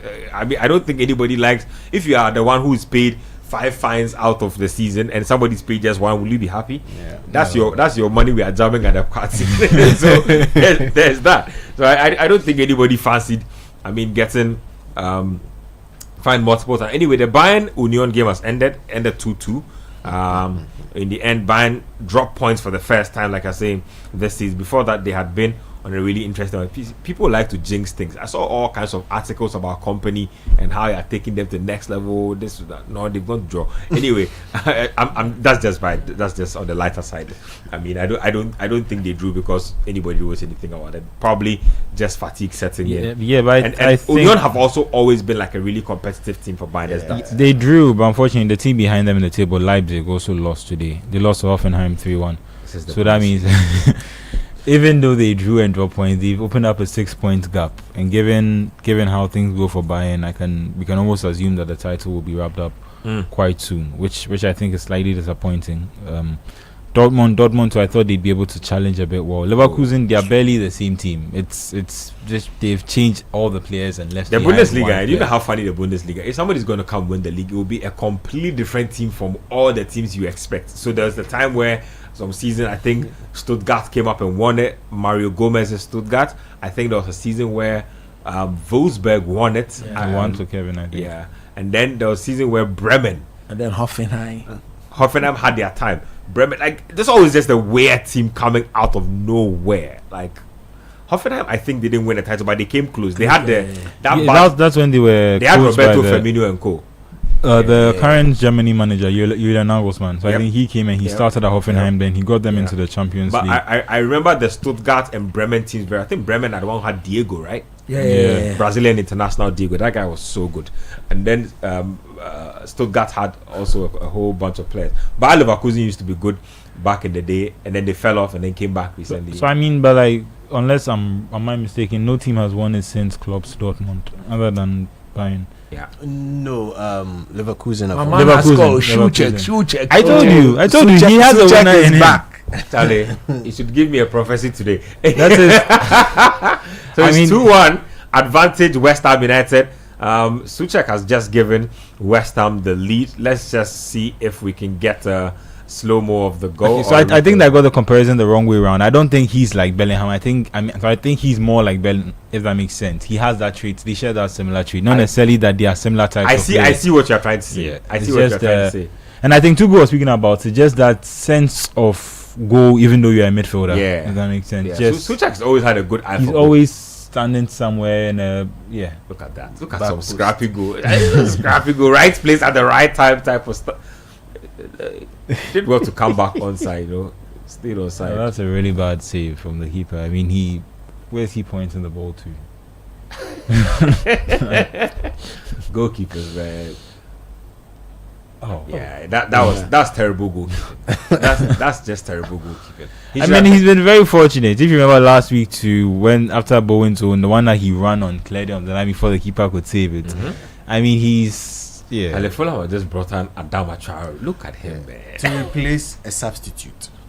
So Munoz came in And then got injured. sorry, Munez Yeah. came in and he got injured and he warmed up literally the entirety of the game, came in and got injured and he has come back. Very interesting. Anyway, back to us now. Coach, thoughts on this lineup? Are you a little worried for them with Merino as the false now? You think that they are a team that are on the ascendancy? This game shouldn't cause too much problems. They themselves, how many times have they created for their number 9 to be scoring regularly? So that obviously cannot be an issue. They think they can play without the number 9. This is just more or less something that they are used to doing, because from last season, how many times did we not see them play without a recognized number 9 with the same boy playing as a number 9? They did the same thing and they beat almighty Real Madrid in the Champions League over 2 legs. So at the end of the day, it's not something very new to them. I think it's a very solid line up put up there. The goalkeeper, without a doubt, established number 1. The back 4 picks itself. Those guys in the middle, Zubimendi and Declan Rice, pick themselves. And then of course there's Eze. He doesn't know he does not need any form of introduction. His all-round play speaks volumes. And then of course there's Trossard, and who in recent times have been playing very, very good. So it's a very strong team. They are aware that it is a team called Sunderland who just beat Chelsea last week 2-1 at the Bridge away from home. And Sunderland's home form has been very decent. It's a very, very difficult game, but I still do believe that Arsenal has just a bit too more for them, but they have to be very careful though, and they cannot allow Xhaka to run the show, because he's very experienced. He can motivate whilst he's playing. He's coaching the lads in and around him. He has a good idea of how Arteta sets his team up. Exactly. So there's Arsenal, in my view, will need to score first, and don't forget there's the idea of being the set piece specialist. Well, you know, that set piece can come to the fore again today, and through that they could end up winning the game. So I expect Arsenal to win, especially when Man City play Liverpool tomorrow. Anything can happen. You want to put the pressure on those two teams for them to make sure that one person will lose, one person will win the game. And if the two of them were to draw two, it's 2 points gain on them both. And that already United and Spurs have done them a favor today by dropping points, and so Liverpool City drop points, even a bigger feather for them in their cap. So hopefully that can be a thing for them. Your thoughts on the lineups there? I think this is, like I said, I think this is the best team he can put out given the amount of players he has injured at the moment. Beto is coming. Yes. Man, you need number 9. They need to go. You are leading. It's fine. You are leading, so you can bring it. Because Barry has been. I don't want to use the word. Anyway, he's same. So same in, same out. Charlie. And you look at I want to see how they look when they stand next to each other. Who's taller? Are you trying to tell me that they've spent close to? Are you trying to tell me that they spent close to 60 million on those two guys? 50 million. So about 50 million. So about Barry was how much? He said Barry was about 24 million. If I'm taking the, because Beto was definitely like above 25. Like Beto was 30 million euros. So but 25 million pounds. Who actually scouted? That's what I was just saying. That's some very. And my thing I get is, like I was saying, the reason I said single digit striker is I don't think he's ever had an exceptional season. Which is, and it's not like he was young and at an age where it looked like he had so much potential to go on. I think they bought him from Italy. They bought him from Udinese. Yeah, he's not good. I don't know. He was eligible to play for Portugal, but he quickly switched nationalities because he knew that he plays for Guinea-Bissau now. Quickly, because he knew that he was not even going to carry 8 Portuguese bags to the field. I don't know. He's not better than anybody on that team. I mean, let's be serious. There are people in our Ghana team now who would have made that Portuguese team ahead of Beto, who were Portuguese. Come on. Anyway, I'm serious. That guy, I don't know, man. Sunderland though have had a good. He's going Beto. Look at the way he's running. Kelvin Bassey. Charlie, that's some matchup. Beto versus Bassi. Zuku. I mean, his record is not that bad. I mean, it's 12 goals in 70 Premier League games. 12 in 70. 12 in, Come on, man. in 70. Beto. And he's a striker. In 70. He's a centre forward. If you see some of the chances he misses, you'll be just scandalized. I don't know, man. Anyway, wrapping it up just here. Just to touch on the Chelsea game later on. I'm surprised Gabby thought Chelsea are going to lose this match. It's very possible against Wolves. And you need to add the fact that Wolves are coachless. Everton have scored. Keane has. Finally, Everton have had a couple of disallowed goals today. This should wrap up the game. Fulham have been exceptionally poor in this game. They have offered little to nothing up front in this game. So I think this is just about this is a deserved scoreline. David Moyes composed as always. Look at Calvin I told you. Chairman Let's see. I'll prove my theory right. Let's see the replay of this goal. Calvin Bassey will be in and around the area of guilt. Now watch. Standing there. Look. What did he do? I think you should have stood on the line. Look at him. He's hiding behind the player. I think you should have gone to stand on the line. Oh, Calvin Bassey, man.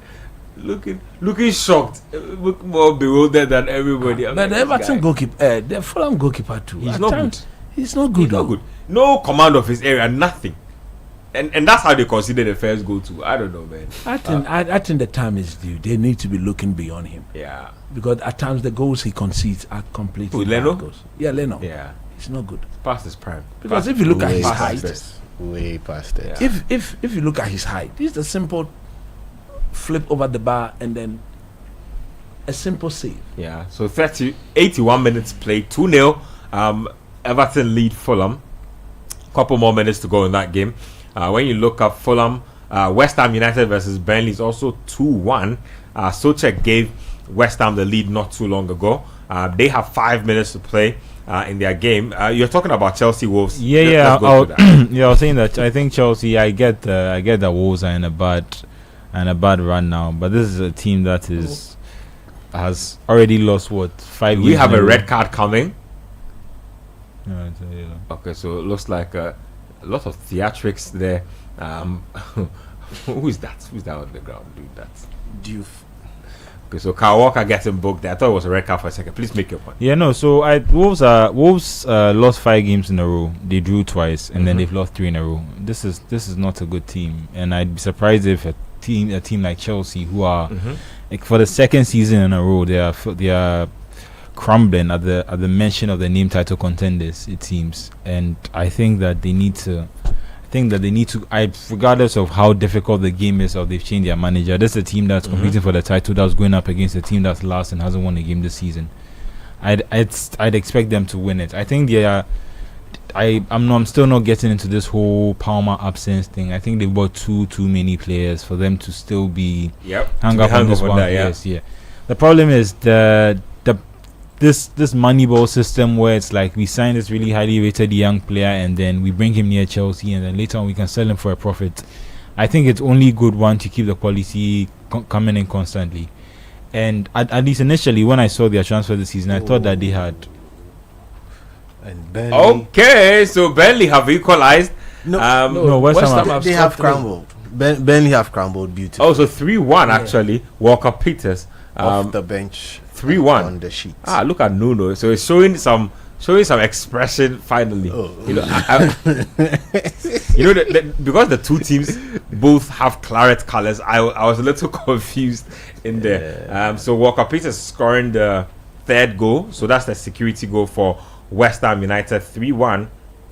Is that Souček? Hey. Going through the middle of the park, I think he took this, came back, and then rebound. Goalkeeper needs. This goalkeeper. So Souček has been the man to really flip the game around for his team. Bro, he's Super sub. Came on. Was that his goal though? It looked. I would say he took it off the feet of Bowen. But he scored it. Look at both players scrambling to get a tap in. Very interesting there. I mean, good for Nuno. I think this is back-to-back wins, and I think for a manager, that's Big a sign. boost. One win can look like a blip, but once you get back-to-back wins, it can feel 6 like points you've crazy. changed. And now, so with this goal, they go level on goal difference with Burnley as well. I think so. With one more goal, they would go above Burnley out of the relegation zone. Burnley are probably still just above them on name, just name. Fulham have been atrocious today, though. Just to put it out there, they literally came to. I don't know what stage they're in. And that's what I'm saying. So like that's 4 defeats out of 5 now for them, and they are also one of those teams that are playing with they are too good to get relegated. But then if there are not enough teams that are worse than you might end up circling the drain. This one here, yes, let me start from the bottom. Let me go to my message box as we do the wrap up. So Felix Tete from Community 25 says, you guys are doing great. Tomorrow Man City will win. Liverpool to lose. Pep Guardiola will be sacked. I don't know what you mean. He said Man City will win. Okay, I'm not sure what you're saying anymore. It says tomorrow Man City will win. If City lose, Pep will be sacked. Okay. Oluman says that Oluman Casemiro played 72 minutes. Just come on and help for 18 and you couldn't. Ugarte must be sold in January. King Selassie from Adenta. This one here says, imagine having Partey Lavia in midfield, but even if Lavia decides to switch, unless fasting and prayers. Charlie, you're right about that. I don't know if you saw about Lavia got injured again. Oh. After he came on for 5 Champions minutes. League? Yeah, in the Champions League. The game just started. Less than 5 minutes. And The first time he tracked back, he was going to give a pass. I was telling He you got into a little. Let's get the ball. I used to tell people that there are players who can get injured in their sleep. Like they can be going to the washroom and can get injured. Daniel Sturridge used to be one of them. Owen Hargreaves. True. Another one.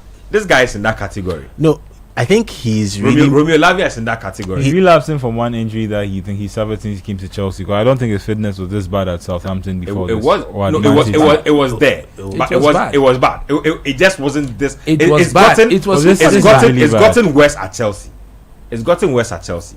I because as at Southampton we used to actually see him a couple of times play Then he'll football. disappear. Like you see like That's some what I'm saying, 5 like they games. paid 50 million for him, over 50 million. I'd Yeah. be surprised if he EPL experience, like 58 you were million, saying. 58 million. That EPL experience. And he's been one of those guys whose ceiling has always been very like touted. Like he has a very high potential to do this and that. So as for Romeo Lavia, Charlie, he's one of those guys, the injury people. Anyway, Priest from McCarthy Hill says Arsenal have been scoring from set pieces for more than 3 seasons now. Is coach saying that teams have been bad all those seasons? Just applaud Arsenal's brilliance in these situations. At times when we talk, you have to listen. You know, you see, as for these, I never said- I don't like splitting hairs over this because people will always interpret them differently. But I Yeah. think, let me just settle the set piece argument. Okay, no one has said set pieces are bad. If you actually know the EPL, the first goal ever scored in the EPL was a set piece. In 1992, it was a set piece. So they are just continuing tradition. So no one has said it is a bad thing. And we've given If Arsenal you are their the flowers. coach of the, if you play, put yourself in the position where your team is always conceding from set pieces, would you like it? No. You won't. This one here says that Barry hasn't had a shot on target since the league started. With that message, but this one here, okay, I think that's just about it really. On the message side, Yeah, you baby, I call baby. Dewsbury Hall. oh Charlie, Chelsea spent the money, couldn't bring anything good from him. yeah, He's now a champion player at Everton. this kind of players, and this is their type of This team. is their type of This team. is the type of team this will be. Dewsbury Hall. Yeah. They said it's a low budget KDB, KDH. Okay, Well, I know, but he was really quite highly rated at Leicester City. I don't know whether the move to Chelsea makes He sense. was, And that's the actually. thing I keep saying about Chelsea. They just keep signing these at the same type level quality players because they know that they can sell them on for money. Someone like Dewsbury Hall, they made a profit of him, Yeah. which is But- crazy. He barely played. But it doesn't work all the time. Do you remember Drinkwater? Oh no, Drinkwater was an extreme case. Drinkwater was an extreme case. I mean, they lost money on Kepa too. They paid about 70 million for Kepa and they let him go for free last. For him, Yeah. his case is more than exceptional. Kepa. Kepa has had the most iconic moment was that Aretha Bala. Bala. that iconic moment with Mauricio Sarri. I won't- Oh, I won't come. No, I'm not coming off. I'm not coming off. No. Oh, man, not a goalkeeper. Mauricio And he Sarri. saved the penalty too. He did. He's a very interesting goalkeeper. Kepa has been. He's at what? AFC Bournemouth. No, now? he's at Arsenal. He's their second goalkeeper. Oh, now. he moved to Arsenal. He was at Bournemouth last Yeah, season. the bomber Yeah. last season and then they They That- made that's- playing that's second not fiddle what to we David Raya. Interesting. Both Spanish goalkeepers. I'm surprised Ramsdale chose to go to Newcastle and then play second fiddle to Nick Pope. I don't know if... I mean, he has a better chance of getting into that team than Arsenal. I think Arteta made it quite clear. Which is unfortunate because when he was losing his position, Arteta was like, this is just a rotation. I'm just trying out my, He was lying to everybody. my keepers. We knew he was lying. Mm. From the jump, we knew he was lying. Anyway, let me do a final sweep. Just Europe, on Frank Lampard, Coventry just scored a late winner, Ah! Nathan Clark, so they stay top of the championship. I'm impressed with what he's doing at that level so far. He made the championship final the first time. He lost to Leeds when I think Bielsa was at Leeds. So he at that level, it seems like he's able to. And it comes down to that thing I was saying. The players are like they are slightly starstruck when they see you. Like that's Frank Lampard. Frank Lampard is my coach. And on Premier League, 300k players, they're like, that's Frank Lampard. Like okay, like don't care. me too. Like I don't need Yeah. to. And it has a different effect on younger players. So it's good to see him. And I think Thomas Asante is still top scorer in the league, so he's doing quite well there. Thomas Asante is cooking. We hope to see his name on the sheet, and we hope to see his form continue when we make that trip to the World Cup. So Sevilla are playing Osasuna now. 82 minutes played, 1-0. Sevilla lead in that game. The Bundesliga games have all ended. Hoffenheim whooping Leipzig by 3-0. HSV and Dortmund played out a 1-1 draw, and then Leverkusen Heidenheim finished 6-0 in favor of Leverkusen. When you go to Serie A, both games ended goalless. Como Cagliari goalless, Lecce and Hellas Verona also ending goalless. Juventus play Torino in the next couple of minutes. AC Milan play Parma later on. Marseille are up against Stade Brest. It's 2-0 in that game. No prizes for guessing who scored again. So there's Gomez, Alejandro Gomez, I want to believe. Angel Gomez, sorry, scored. And then Mason Greenwood also on the score sheet. Cooking. Mason Greenwood. Somebody's going to buy Mason Greenwood. So some big team will buy Mason Greenwood. I was hearing word of Atletico. Maybe Simeone was thinking of. Man United have a 50% sell-on fee. Sell-on clause. That's a nice piece of business. Of course, he's the best academic player to have by a distance. It's a shame. It's so unfortunate that what happened.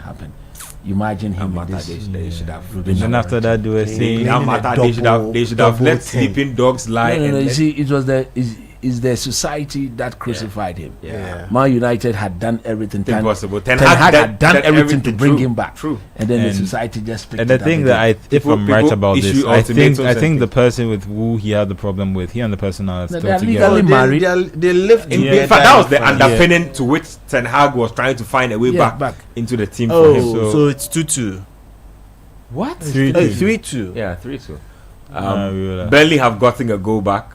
I think they are gonna probably review that. I don't know what's going on there. It's like a little review over there. Virtually the last kick of the game. Interesting. I don't know why they're making. Wow. Oh, what's happened? He turned him inside out. Nothing happened. He turned him inside out and he broke his ankles. Young Suchek. Oh, look at this goalkeeper. He's saying he saved that. I don't think he held on to that. No. To think of it that Areola played with the likes of Pogba when they were coming. Areola up. has fallen off. That's why he used to be a really good goalkeeper. He played just for fallen off. PSG. In fact, when he was coming up as a young, he was really highly rated. Wow. In fact, his fall off is just the last 3 seasons. It's not been like colossal or way before. It's just the last 3 seasons. I don't know what's going on with him. It's just like Melia. Melia was really good. All of a sudden, it just fell off. Left-footed goalkeeper, really good under what's his name? That Argentine Bielsa. Yeah, Marcelo Bielsa, and then I don't know what happened to him. Anyway, 3-2 is how this one will end. Jack Grealish sprinting for his life. 2-0 is how that game will end as well. It's 2 minutes to go. The West Ham game should have ended by now because they've played more time than we expected them to play. So that's how we are wrapping it up here. Thank you very much, Coach Christopher Nimley. Thank you very much, setting up, and also thank you to you, Manuel Kwache.